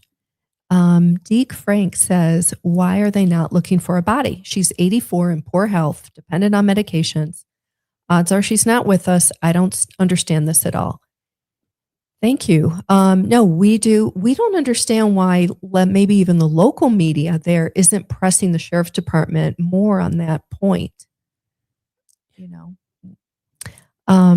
Jennifer says Jason needs to be on as an expert on your shows. Yeah, one of these days we're going to do a call-in show, and we'll have Jason come up and tell the world about some of the things that he sees in this situation. Go ahead. From 007 Investigates with Pity. Wow. She says, my opinion, only family initial and ongoing reactions, emotions don't match the narrative. Too many cryptic messages. Also, Nano Bano and Nancy worked at the El Paso Police Department at the same time. Interesting. Financial. You think there's a financial motive? Yeah, no, it's. I didn't know that. Interesting. I know that, what are they calling her? No Nats got bounced from the police department for 37 violations, by the way. We pulled his records. That's crazy. Northern Light says, will we receive a degree after this or possibly CEU credits? It's awesome info. Thank you both. You get 3 post credits. Jen Fred says, oh, we already did that one. Whoops, sorry about that. But thank you, Jen, again. Doug says, is the unconscious behavior of pulling weeds a small window into the porch guy's life? He also seems surprised the camera wasn't removed already. Yeah, I can't disagree with that. That didn't make any sense, did it? Right? When we see, as if it's, what guy comes to a kidnapping and he brings a gun and this guy isn't smart enough to realize that, I'll just cover it with weeds. Well, what it did do, that sauntering around on the porch gave us a good look at his gait, more of his body. It wasn't just a figure at the door. So, whatever that's worth, maybe somebody can identify him through that. Interesting. And New Jersey Elaine, excuse me. So no bites in the ransom, no Nancy. Why do you think they haven't tried using groups like Cajun Navy or EquiSearch? Thanks for the coverage tonight. Thank you, Elaine. You know what? We're baffled by that too. We wish we knew. We really did. Thank you, Wanda. That's Kathy. Thank you, Kathy. Thank you very much. Elaine says, right, Karen, like an autopsy of Nancy may have DNA under her nails, etc., if she was found deceased and could still lead to a capture of the perp or perps. Yeah, exactly. It just doesn't make sense why there isn't a continual search going on for her. Beacon of Hope. Thank you. Great show, you two. Have you considered that Nanos, who knows better, didn't handle evidence appropriately on purpose? It's perplexing for a sheriff. Well, I'll tell you what, if we listen to Sergeant Cross, who we had on the show a couple weeks ago, this guy's a real winner. No Nads. Cher says, but the family doesn't seem to be looking for her either. That makes no sense to me. Yeah, and that's what we were pointing out tonight. It's a fair question just to ask the question. There may be a couple of reasons. We don't know what they are. It just, in many other high profile cases where there is a missing person, presumed deceased, homicide, you see in many instances family is out at some point or as much as possible to look for their loved one. Yeah, and controlling the narrative. Yeah. Who's controlling the narrative? The sheriff's not controlling the narrative. The sheriff lost control of that narrative from the get-go, in my opinion. Adia says, Nancy purchased cameras to watch wildlife, which would indicate she would check every morning. She would have seen an earlier visit by a masked man. Great point. It's a possibility for sure. Thank you, Poodle Mom. I love this. You guys are so smart always. Sheriff Thank you. Flores, thank you. Sheriff Flores. Love it. Thornbridge Hill Estate. Knowing that media is fearful of lawsuits for speaking about theories, I still have a question. I believe Luke is the video guy and Derek was with him. I also think they were hired. Am I close? Thank you, Jen. We don't know. We don't know who the suspect is. I just want to make one point within her question. Speaking about theories and law enforcement theories, our opinion, and that's actually covered. It's not something you can be sued about. I guess it depends how detailed you're going to get or not get. But that's what law enforcement does. They throw around theories. They get together in a room, the investigators, and they try to come up with motive. Right, Chris? Yep. Could be talking about this. And it's different than if you're a podcaster, hypothetically, and you say this person did it and I have the proof, and you're going down, and they keep saying it like 100 times. Yeah, you're going to lose $10 million in a civil lawsuit. But if a journalist says it, even if you're a citizen journalist and you use the same rules, and fortunately, I have an actual credentialed journalist sitting next to me, so she knows what to say and what not to say. And, I'm good at what I do and she's great at what she does. But this is a whole new world too, by the way, in journalism. The fact that Karen, could have started this channel on her own and measured up against the mainstream media because she has all the badges. She worked for the LA Times. You've been in, how many awards have you won for writing? I'm grateful that I've won a few, over the years. So she was the executive editor of, certain things. So there's a lot here that folks that if they don't do it right, you're right, they could be sued. But if you do it right, it's kind of like when cassettes left the music industry and digital media came in. And everybody goes, what's that? Oh, that's a song I downloaded on Apple iTunes. Oh, so it's a new world. Forever, is that deluge or that's not deja vu, but okay. I've waited to send you my theory since it's based on family, but seems like family could still be suspects despite passing poly and being cleared. If so, should I still send it? Sure, you can email it to us. Absolutely. Absolutely. Elaine says, sorry, but Nanos needs to step down or retire. There is a recall effort underway as we speak. We could take 10 seconds and talk about that. Those are long processes. I talked about that previously. We'll see how that turns out. In this particular case, they need to collect over 122,000 signatures in order, and then have a verification of those signatures, and then they can bring it to the people on a ballot for a vote. So it's a long procedure. Nanos knows that. We'll see. We'll see how that plays out in Tucson.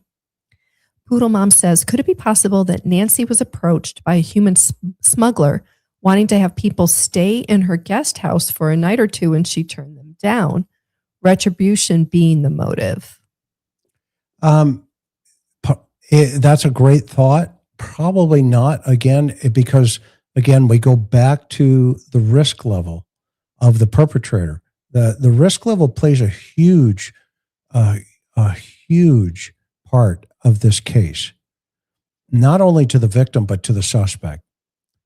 The suspect needed to lower their risk in every way possible. And that means there could be a tremendous amount of pre-planning that took place. And now that risk level could be falling apart post-incident,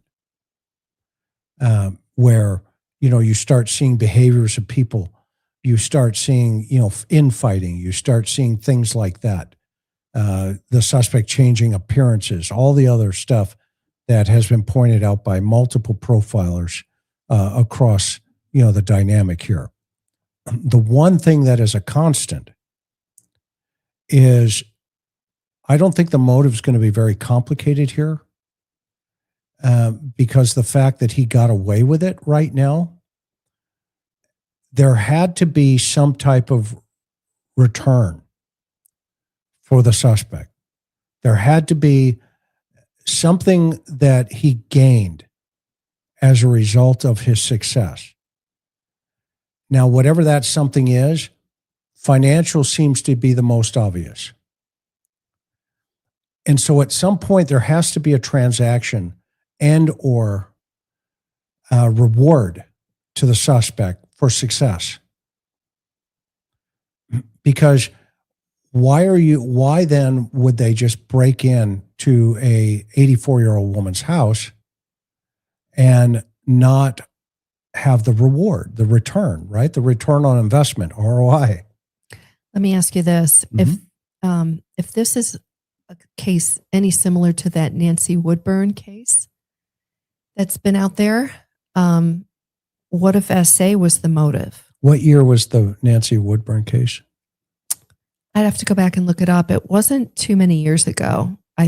Maybe within the last 8 or 10. Okay, so I have to look it up. So you'd want to look at that and flush that out, right?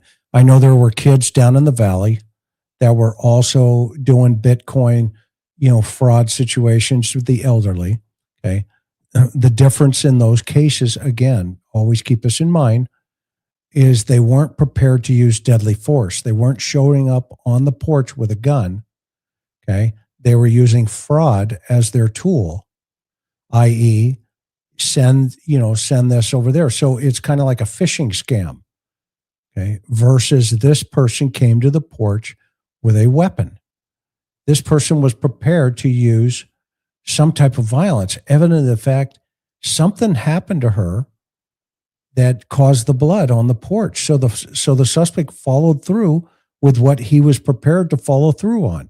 And if we look at these other cases, okay, they weren't prepared to use violence. In fact, the kids got caught. Okay. And that's the difference here. Now, could it have been a scenario where this perpetrator saw them and said, hey, that looks like a good idea. Let's put together a group, a crew, or whatever. Is that a possibility? Absolutely. That could be a possibility. Absolutely. Does he look redheaded? I don't know. That's a great question. I can't tell. Thank you. Could dropping home prices be a motive? Yes. Thank you, Penny. Invest wisely. Thank you. I understand what you mean by that with the family. I get it. Okay. Thank you. We Thank love you, Lorelei. We appreciate you. If the perp took Nancy to Mexico, what are the chances we'll ever find her? Are they still searching across the border? They're not searching across the border. Yeah. And if she is in Mexico, they will not find her. Could the G's or Nanos be protecting a minor? Probably not. Not in a case this high profile. Thank you, Common Sense. Thank you, Dee Dee. And thank you, Kelly.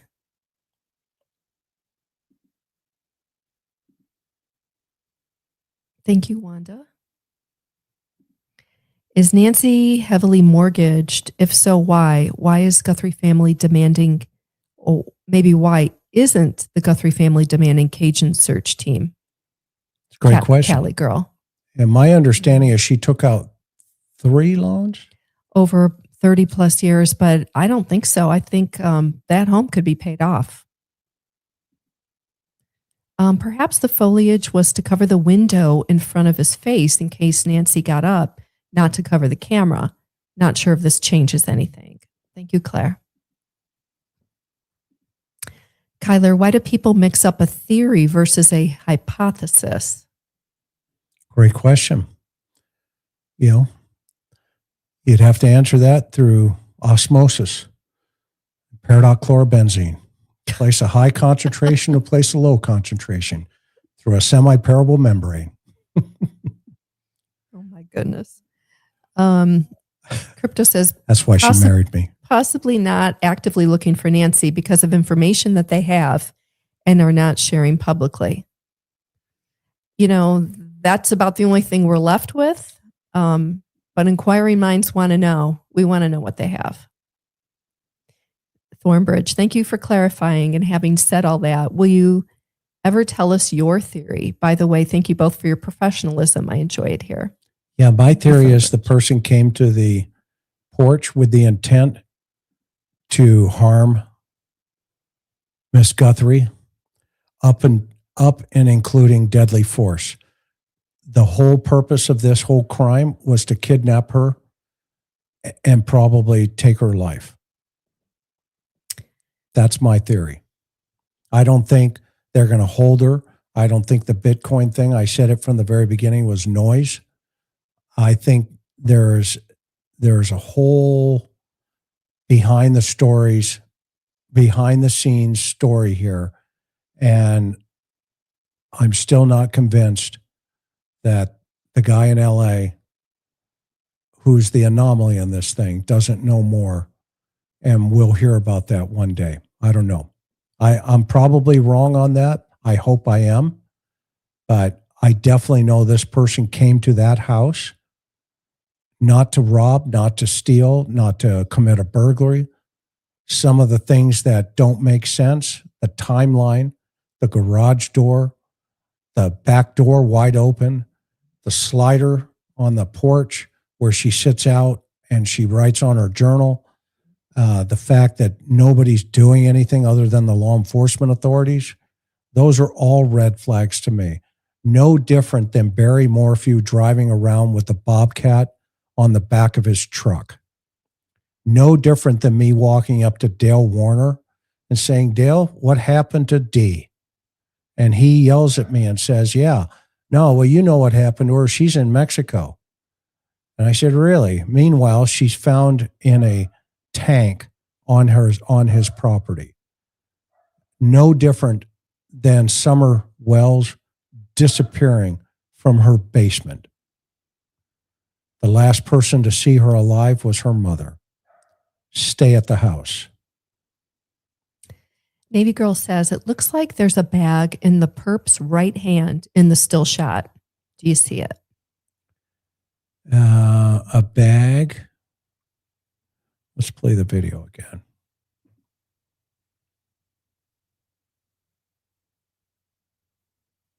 Oh, she's saying it's in the still shot. Do we have the still shot? I don't have the still shot right away, but let's take a look. Maybe it's the double gloving that you're seeing, Navy Girl. Yeah, there's a lot of information in this, but there at the same time, there's really not a lot of information in this, right? I mean, there was a walkie-talkie, there was a jammer, there was all kinds of stuff that's out there, right? And we don't know if any of that is actual. Doug asked, did BTK turn over after the Otoros? I mean, he did. He killed a couple of older women, but remember, he still had Fox. And remember that in this particular case, the Otero family, Josephine, was the very first victim. That was his intent. That was his motive, to go after Josephine. The parents were in the way, and so was the younger brother. And then Vivian, she wasn't older. She was in her mid-30s. And then, of course, you had the brother and the sister that were attacked and shot. Yeah. But at some point towards the end of his capture, he did kill his neighbor, who was an elderly woman. But his whole intent, his first 13 victims were not elderly. Maybe both Nanos and the family were being blackmailed. Nancy was taken for a lack of payment. Possibly. Kika JS. Possibly. Danielle says, could Nancy's disappearance be a result of Nanos creating content for his TV series Desert Law? Maybe explain his behavior. Boy, I hope not. That would be awful. He needs to be locked up if it is. Wanda says, I love you all. I'm thinking he had her thrown over his shoulder coming out the door. What's your thought about that, Chris? It's difficult to think that, because I think she's moving when she's coming through the front door. The blood evidence, shows indications of what we would call satellite blood, where blood drops on top of blood and it's moving. And then, of course, you have that one other concentration there on the porch. So I'm having a hard time with that one. Doesn't mean it couldn't have happened.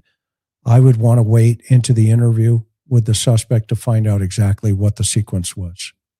Thornbridge says, so possible hired hit for financial gain through inheritance, and video was staged to look like a break-in. That's my thought. That's a great thought. Thanks, Jen. I like your thought. Bonkers. Thank you. Karen's so naturally beautiful and kind. You should be reading this, Chris. I know, bonkers. I'm bonkers. Thanks. Karen is so naturally beautiful and kind. Say hi to your sweet mom for us. Yes, she is, isn't she? Here, hang on. Let me get a close-up for everybody. Boom. There she is. Don't adjust your TVs. Don't go too close. Don't adjust your TVs. This is real beauty coming at you. Oh, my word. Have investigators looked at notes left with flowers? That's a great question. That is a good question. There's a higher probability the suspect may return, but more specifically, that may have been why Annie left a note. Gigi says, do you think this is a long, winding road of waiters that will lead to a person in the inner circle? I don't think it's going to be a big group of waiters. I think it's going to be 2 or 3, maybe 4 at the most. That just like in the Michael Vaughn case, there were 4 suspects. In this situation, you may have maybe 3, maybe 2. I don't know. But it's not going to be more than that, because loose lips sink ships. The more mouths moving, the worse it gets. Is it possible the 41 minutes mixed blood DNA was from Nancy's pacemaker being cut out? Wow. That's from Karma. I have no Possible idea. the 41 minutes mixed blood DNA. I think the know. 41 minutes could be two things. They're getting her ready. They're telling her, who knows what they're doing. And there's no ifs, ands, or buts about it. This is not like, they're just going to have a siesta. I think they beat her and they got her out of that house. And it took them that long to get her out.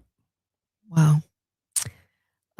LJT says, emailed you a video. California guy is connected to Tommaso through a club promoter who also has ties to Luke Daly and the girl he was arrested with. Yeah, I've researched all of that stuff, all that band connection, and it is interesting. That is definitely a lane that would have to be looked at. I agree with you guys. So I'll take a look at the video. Thank you for sending it over. Lady Chan says, look at the still of the perp's mustache. It's red. You want to put that picture back up? Oh, sure. If you can. Yeah, let me go back and find it. Okay. While you're doing that, let me answer Cali Girls. Is a recall vote the only way to remove Nanos from office? Obviously, his leadership is punitive. 98% no confidence vote should remove him immediately. Well, because he is an elected official, they have to go through the election process, election law, and a recall vote is absolutely necessary. Okay, so people are saying that mustache that you can see coming out of the balaclava is red. People think it's red. His eyes look red too. I mean, it's possible, but it could be brown as well. I mean, we won't know until we get him. We won't know until we get him.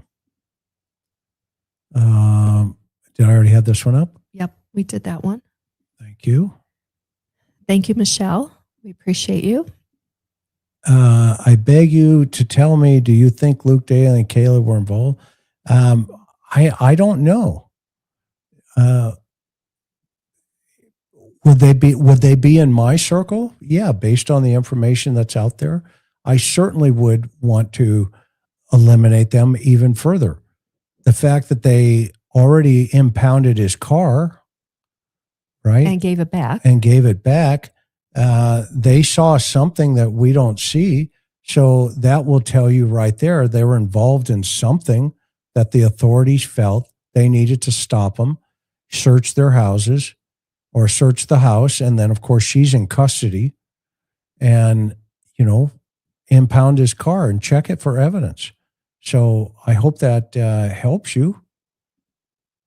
Crypto says maybe the predator was assaulting her, for which would explain the time spent inside the home. Which I hope that is not the case, but I cannot disagree with you, Crypto Plumber. That was one of the first theories that came to my mind in the very beginning. In fact, it was the first video I did. You cannot take off SA. In fact, I said that to the Daily Mail, and they were going, SA, why would you even say that? And I said, because this is such a situation where she's so low risk that this guy came prepared with a kit. It could have been, what we would call an SA kit. Okay. I don't want to use the word because YouTube will get upset with us. The perp looks just like DC. Okay. D's nuts. Look at that. D's nuts. 77. All right. Man, thank you guys so much for being here. And truly, Karen is a beauty. I know.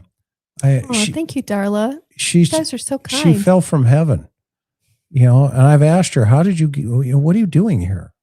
What are you doing? You're too far from heaven, and as they say, as Steve Martin used to say, you're so hot, you're going to melt all the frozen food. Okay. What movie was that from?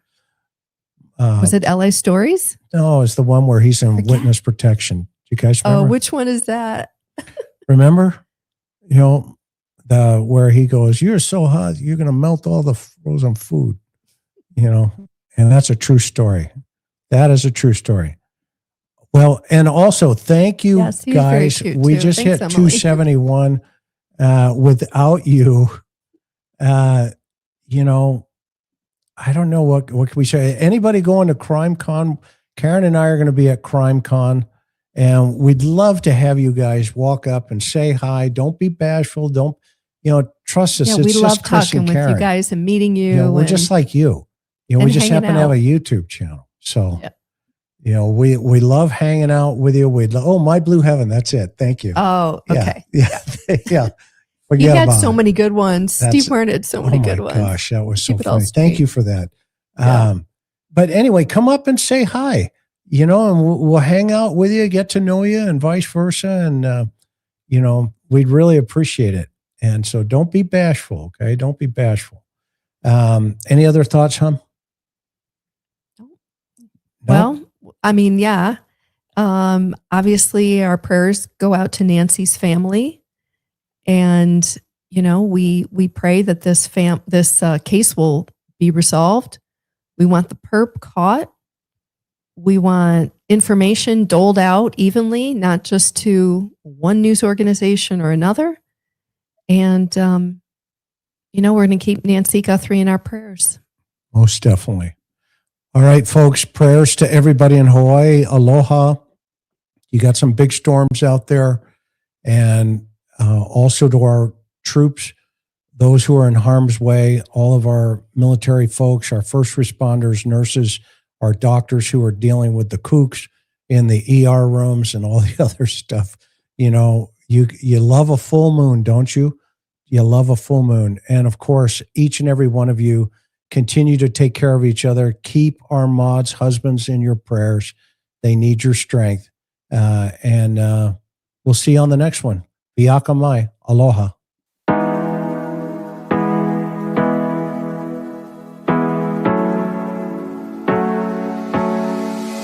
Hard working every day. I'm stressed out 24/7, babe.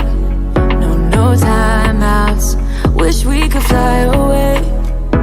You and I go to our favorite place. Oh yeah. Make special memories together. I'll be your company now and forever. I say we fly away.